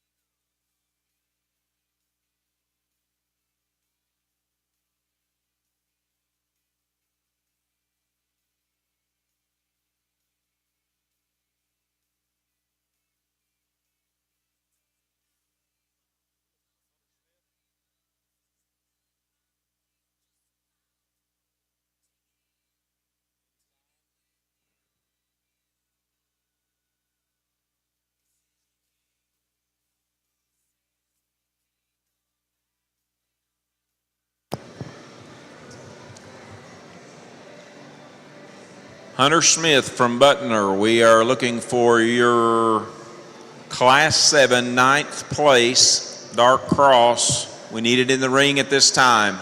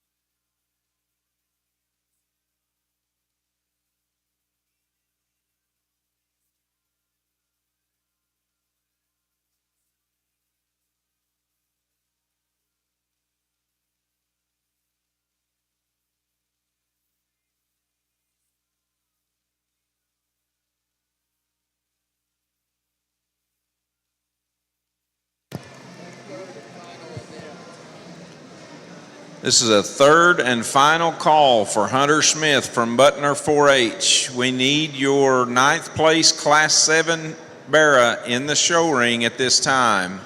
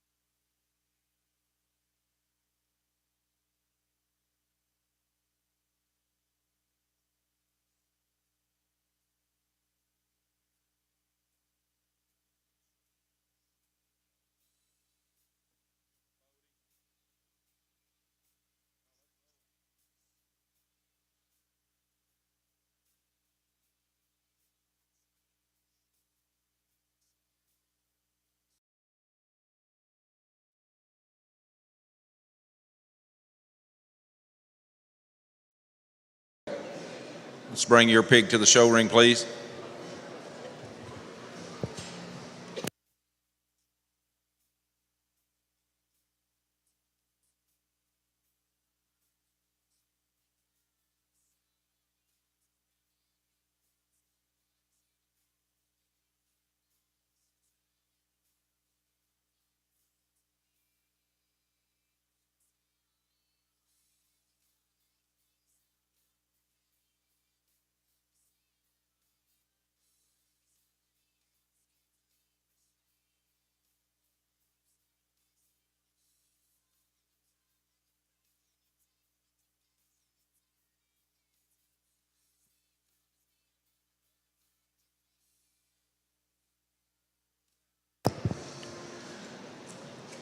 Our 31st selection comes from Class 7. That's Bodie Jeffries from Blackwell.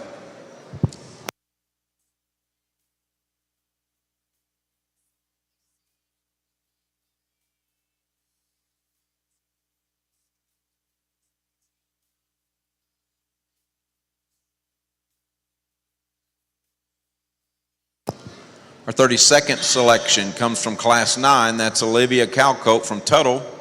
Brings Ruger Heron to the ring. Kyson Taylor, you're on deck for Class 9.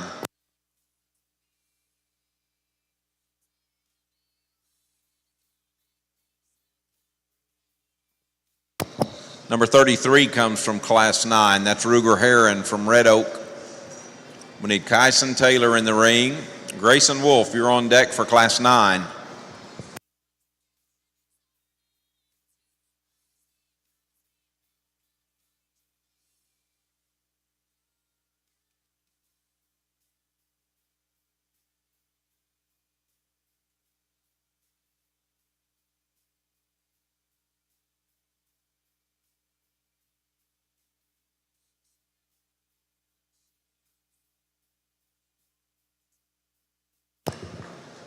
Our 34th selection comes from Class 9. That's Kyson Taylor from Forgan. We need Grayson Wolf in the ring. Rhett Seitz, you're on deck for Class 9.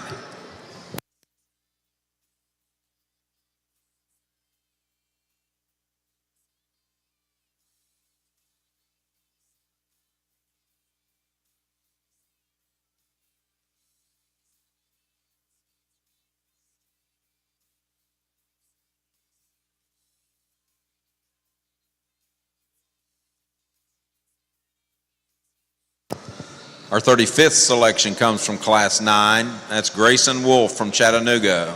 We'll introduce Rhett Seitz to the ring. Charlie Robinson, you're on deck in Class 9.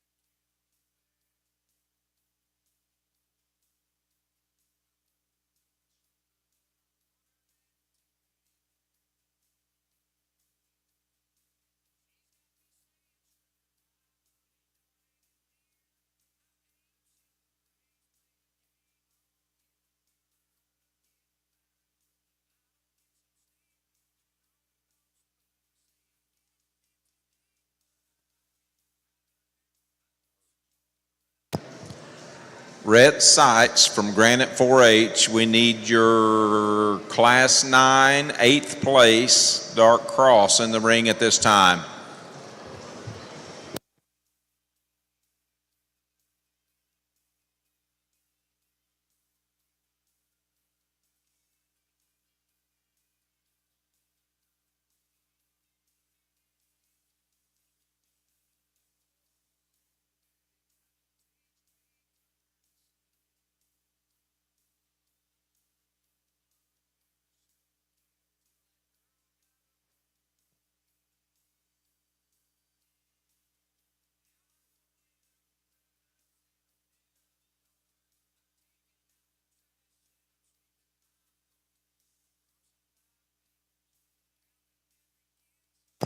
Number 36 belongs to Corey Castle from Perkins. We need Maddox Henry in the ring. Kyler Hacker, you're on deck for Class 11.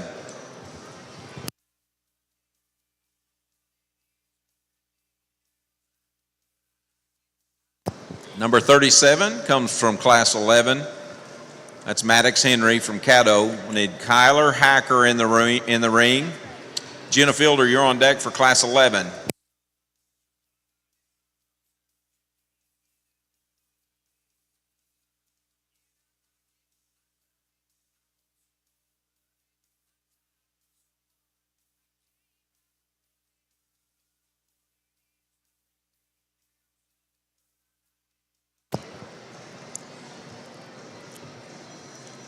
Number 38 belongs to Kyler Hacker from Carter County.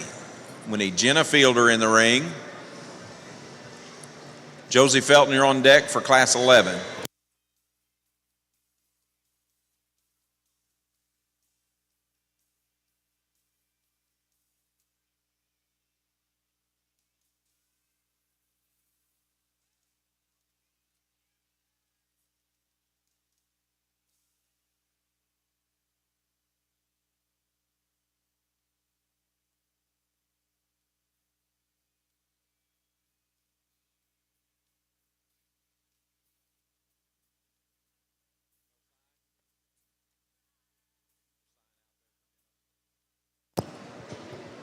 Jenna Fielder, Wayne FFA, we need your Class 11, 9th place Dark Cross in the show ring at this time.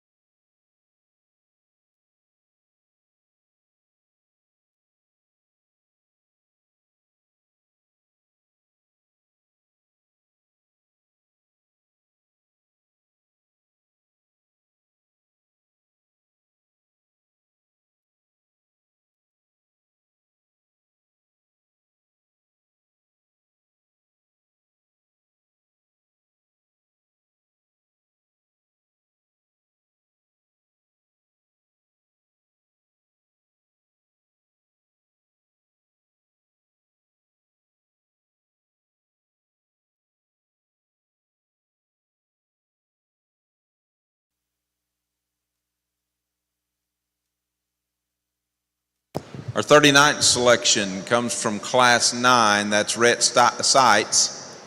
We need Charlie Robinson in the ring.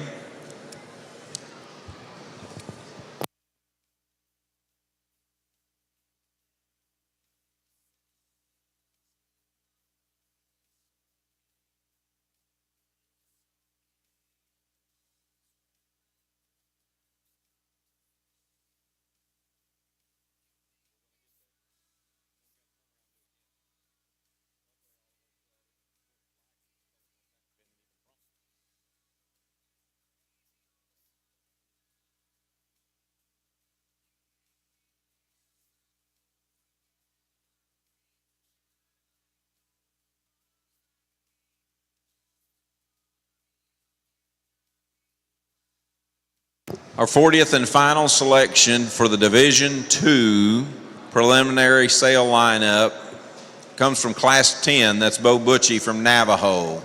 Congratulations to our Division II winners. Now, we have to turn around and do this one more time for the Crossbred. So if you have any of those 40 that just left with the card, you need to come back to the SIFT if you're not still here. Your Division I card holders from preliminary sale lineup, we need you in the SIFT at this time so we can sort the crosses down to a final set.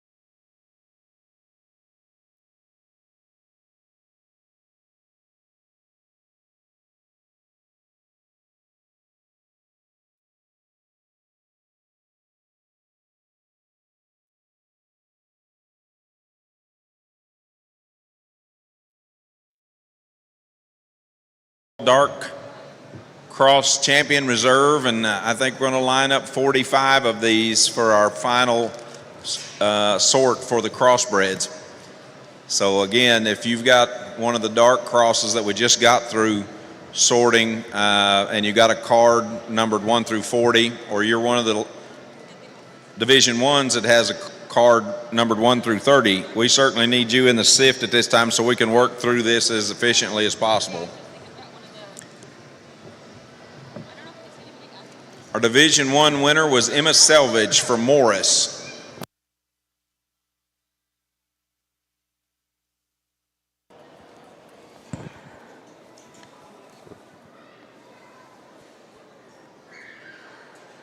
For Champion Division 1 was Emma Selvage, raised by Selvage, sired by Surrounded. Reserve in that division was Colton Tatum, was surrounded from Black. Third overall in that division was J.C. Cantrell, Wide Awake, CNC. Fourth was Tanner France, and All Out from Kane. Fifth was Macy Walker, Blowing Smoke from Brock Heron.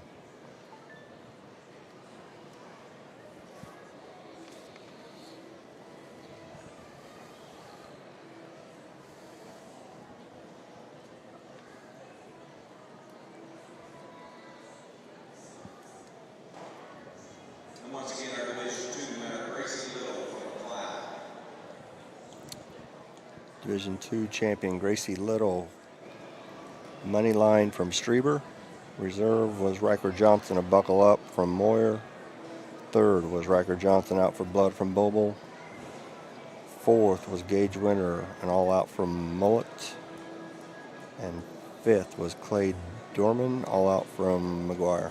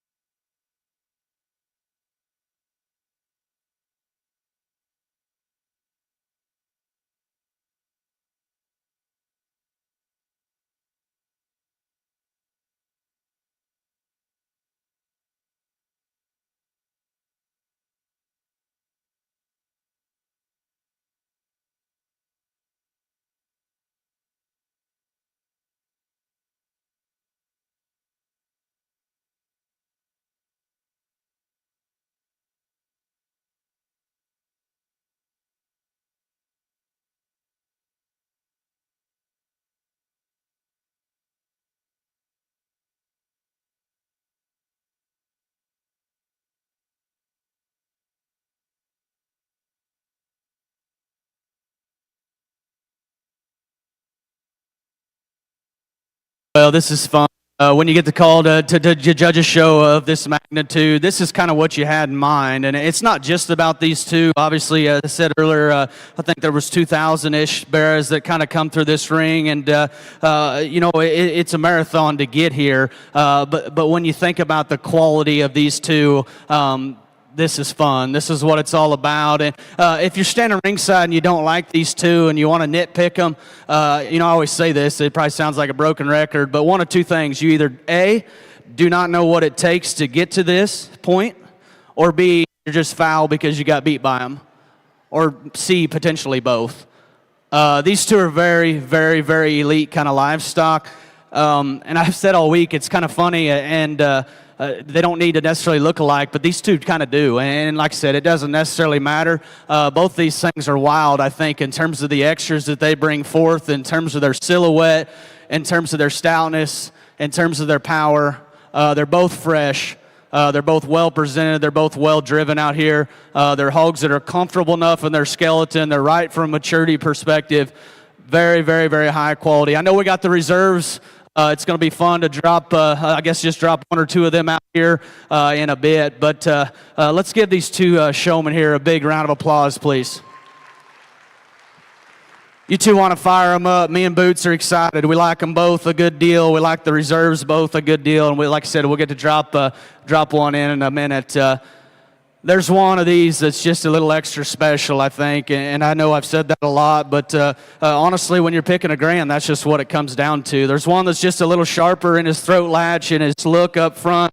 There's one that's got a shot more ditch and just expression and wow factor when you get right up on top of him. And then he's still bendier and just more flexible and more athletic. We can't beat him. Lightweight's your champion cross.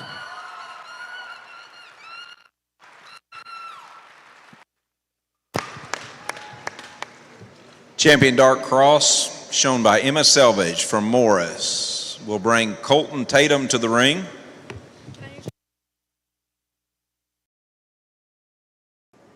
Champion Emma Selvage, raised by Selvage. That was a surrounded. That brings in Colton Tatum. It's a surrounded from Black.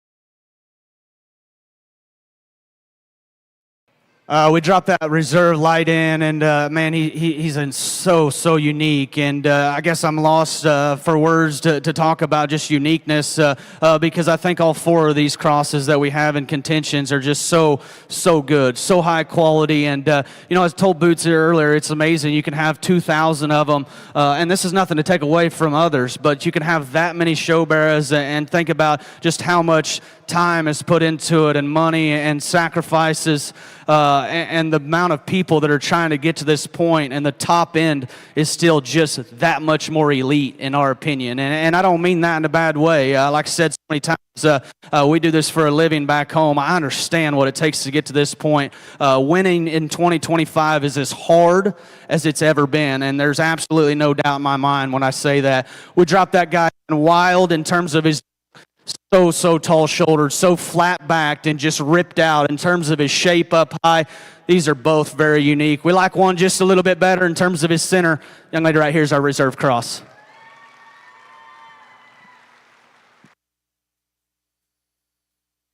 Reserve dark cross is shown by Gracie Little from McLeod. That'll bring Riker Johnson to the ring. The reserve Hampshire, or reserve dark cross, Gracie Little, money line from Strieber. That brings in Riker Johnson, buckle up from Moyer.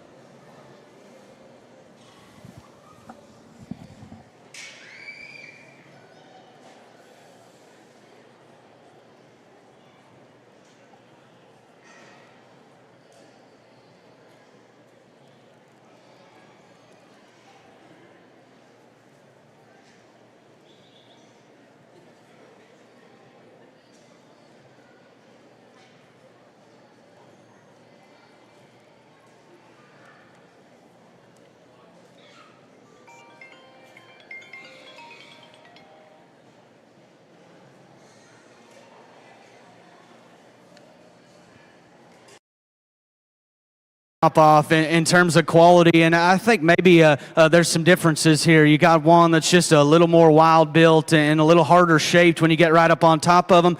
You got one of them that's got just more spread and more He-Man look when they go directly away from you, and honestly is just, I think, flawless in terms of his look, freshness, and silhouette from the side. Out of everything that we've used to this point, the one we're going to use for bronze may take as good of a photo from the side as any. He is just a beautiful, beautiful show animal. Young man right here is going to be our bronze.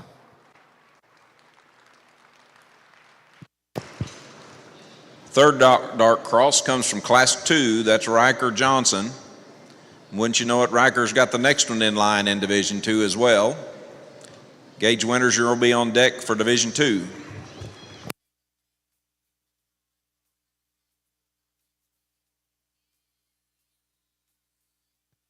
Number 4 is owned by Colton Tatum from Adair. We need J.C. Cantrell in the ring. Tanner Frankie, you're on deck for Division 1. Third overall, was Riker Johnson out of Division II. Buckle Up Moyer, that brought in Riker Johnson out for blood from Boble. Fourth overall, though, was the reserve.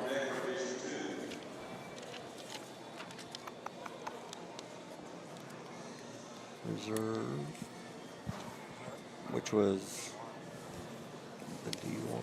Sorry, just one second.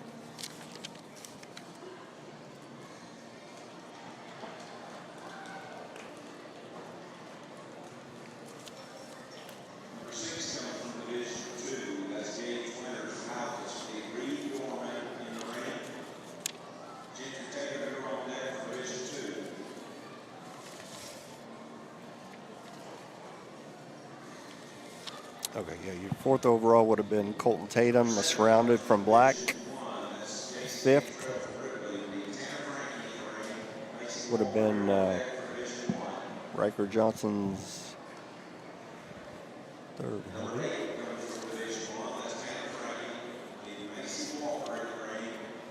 So, yeah, fifth overall would have been Riker Johnson out for blood from Boble. I think that's it till the grand drive. Yeah, so we'll just to let you know what we're going to do here. We're going to be we'll line up the conclusion of our crossbred sale order, and then we will be joining. There is going to be a preliminary grand drive for those of you that want to tune in. Or that'll be available. I'm sorry, you're not going to be able to tune in, Bear, but you can tune in starting at 5 o'clock across the road. There, we will move over for the grand drive there tonight. There'll be awards presentation and all, and then 5:30 or so we will start going live down on the arena floor. So we want to welcome you all to join us tonight. If you've never watched the grand drive there at OYE, it's quite a spectacle. All species there. We've had an awesome show here all week, and ending today this crossbred show with an outstanding set here on the top end. So look forward to tonight. Again, thanks everyone for joining us.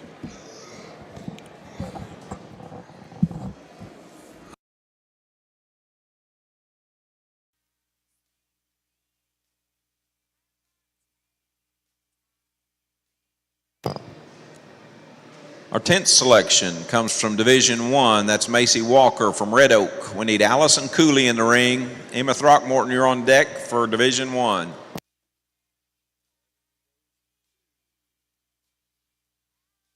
Number 11 comes from Division II. That's Gentry Tatum from Adair. We need Channing Goodson in the ring. Evie Rue Cantrell, you're on deck for Division II.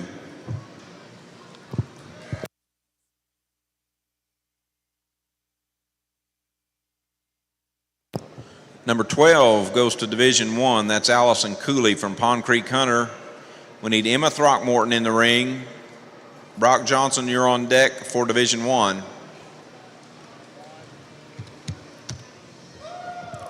13 stays in Division I. That's Emma Throckmorton. We need Brock Johnson in the ring. Paisley Thorne, you're on deck for Division I.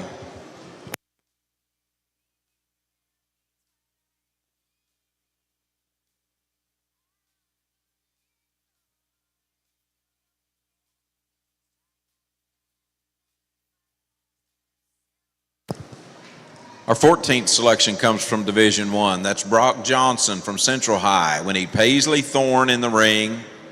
Hayden Tinsley, you're on deck in Division I.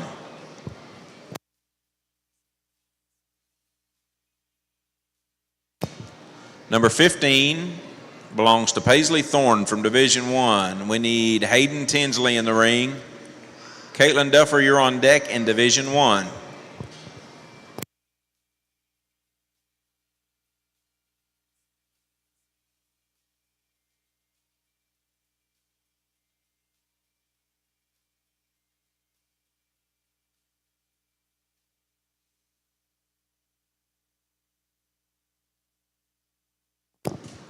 Number 16 comes from Division II. That's Channing Goodson from Tecumseh. We need Evie Rue Cantrell from Ripley in the ring. Laney Allen, you're on deck in Division II.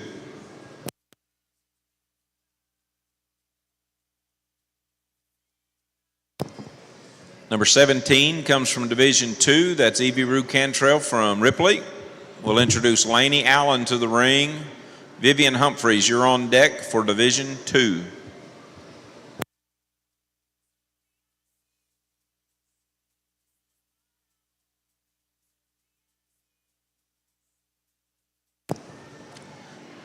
Our 18th selection comes from Division 2. That's Laney Allen from Canute. We'll introduce Vivian Humphreys to the ring. Peyton Keinholz, you're on deck for Division 2.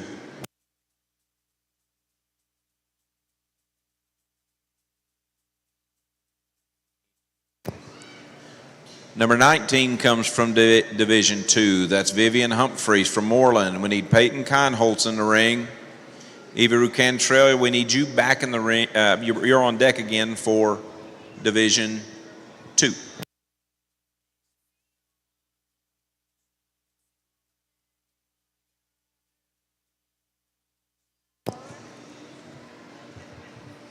Number 20 comes from Division 2. That's Peyton Keinholz from Tonkawa.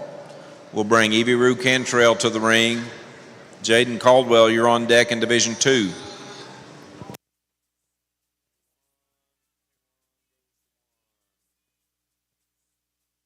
Number 21 comes from Division 1. That's Hayden Tinsley from Big Pasture.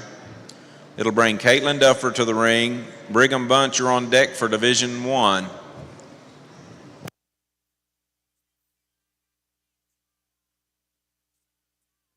Number 22 comes from Division 1. That's Caitlin Duffer from Caddo. We'll introduce Brigham Bunt to the ring. Jace Stotts, you're on deck for Division 1.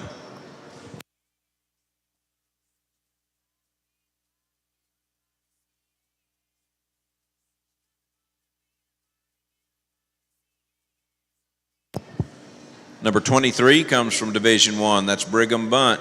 We need Jace Stotts in the ring. Gracie Little, you're on deck for Division 1.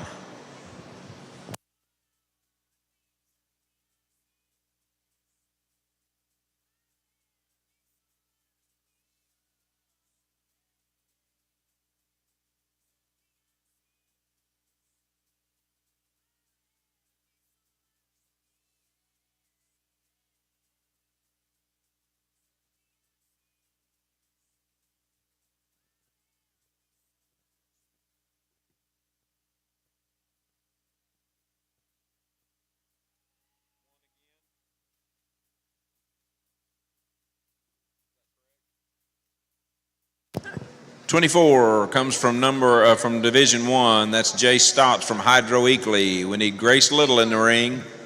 Kaylin Hicks, you're on deck for Division 1. We're not short on personality around here. Yeah, Number 25 is Grace Little from McLeod. We need Kaylin Hicks in the ring. Case Brassfield, you're now on deck for Division 1.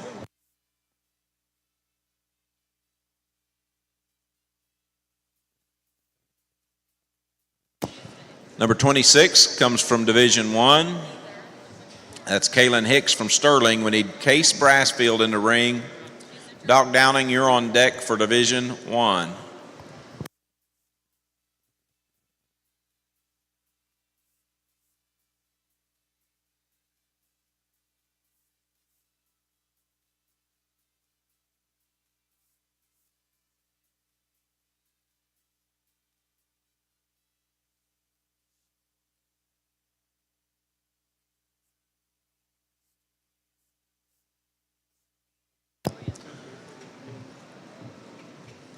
Number 27 comes from Division 1. That's Case Brassfield from Minco.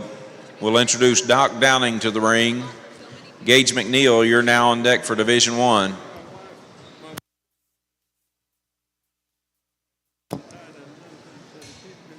Number 28 comes from Division 1. That's Doc Downing. Gage McNeil, we need you in the ring.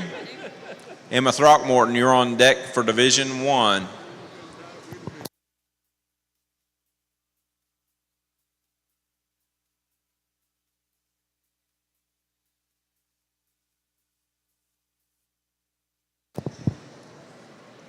'29th selection comes from Division 1. That's Gage McNeil from Elgin. We need Emma Throckmorton in the ring.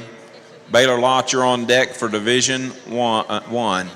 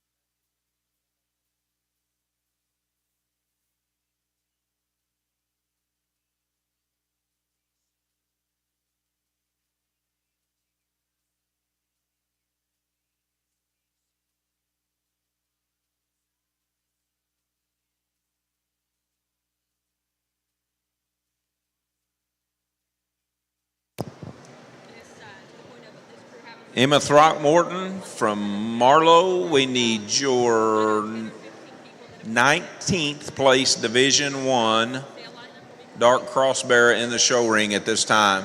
My time was 3:11.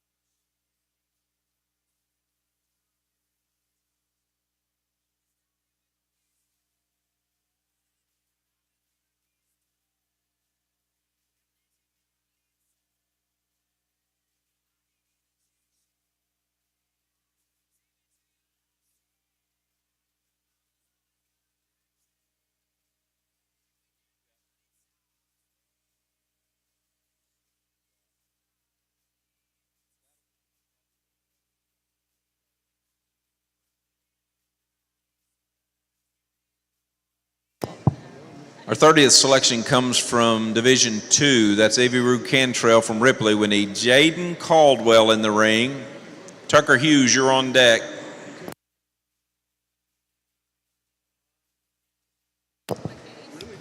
Number 31 comes from Division II. That's Jaden Caldwell from Kiefer. We need Tucker Hughes in the ring. Braden Watts, you're on deck for Division II.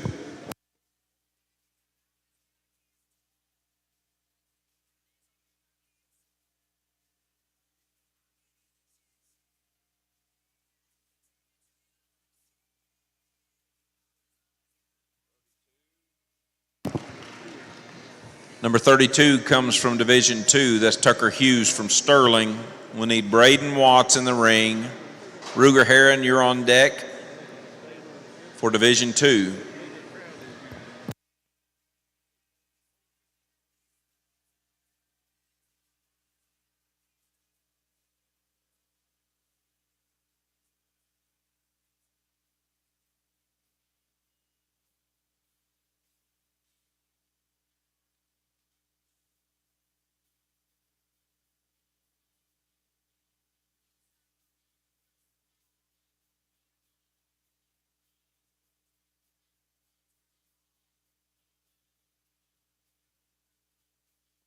The 33rd selection comes from Division II. That's Braden Watts from Warner. We'll introduce Ruger Heron to the ring. Ian Morris, you're on deck for Division II.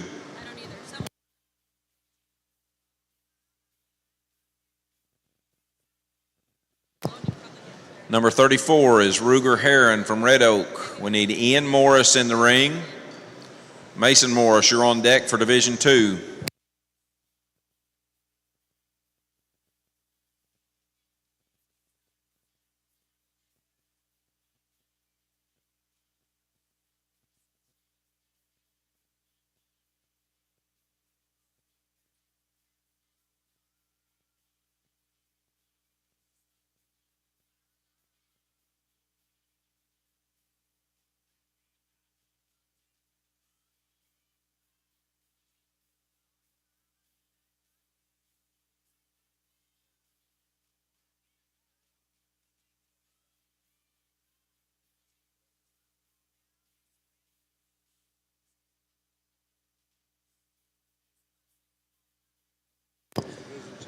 $35 comes from Division II. That's Ian Morris from Yukon. We need Mason Morris in the ring for Division II.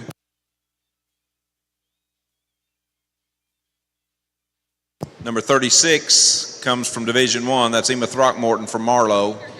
We need Baylor Lott in the ring. Hayes and Bates are on deck for Division I.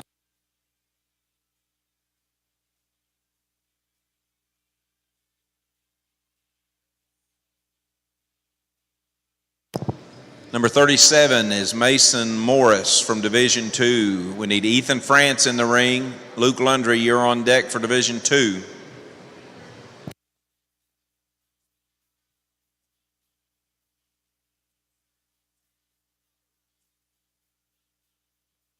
Number 38 is from Division I. That's Baylor Lott from Hydro Weekly. We need Hazen Bates in the ring. Tate McConnell, you're on deck for Division 1.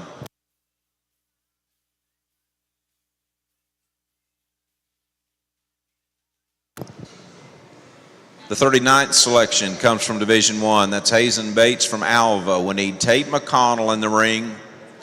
Carson Kettner, you're on deck for Division 1.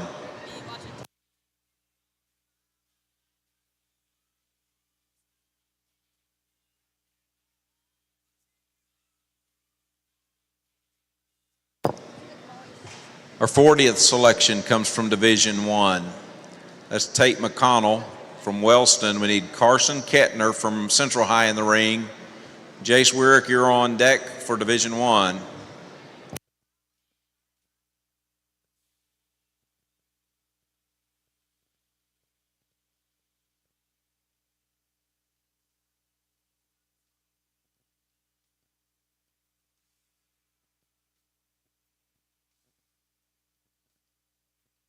Number 41 comes from Division 1. That's Carson Kettner from Central High.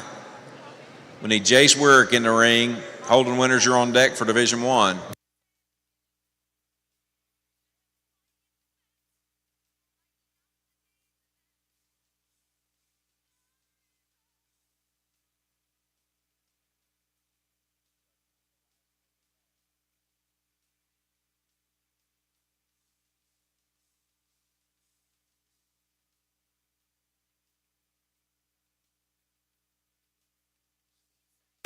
Number 42 comes from Division 1 again.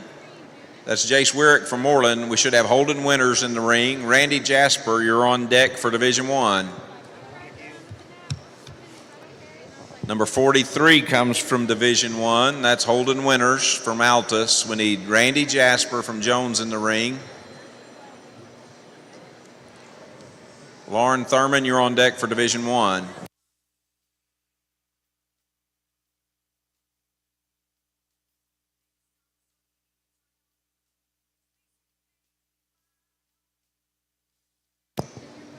Number 44 comes from Division 2. Yep, 2. I'm getting backwards. That's Ethan France from Beaver. We'll introduce Luke Lundry to the ring.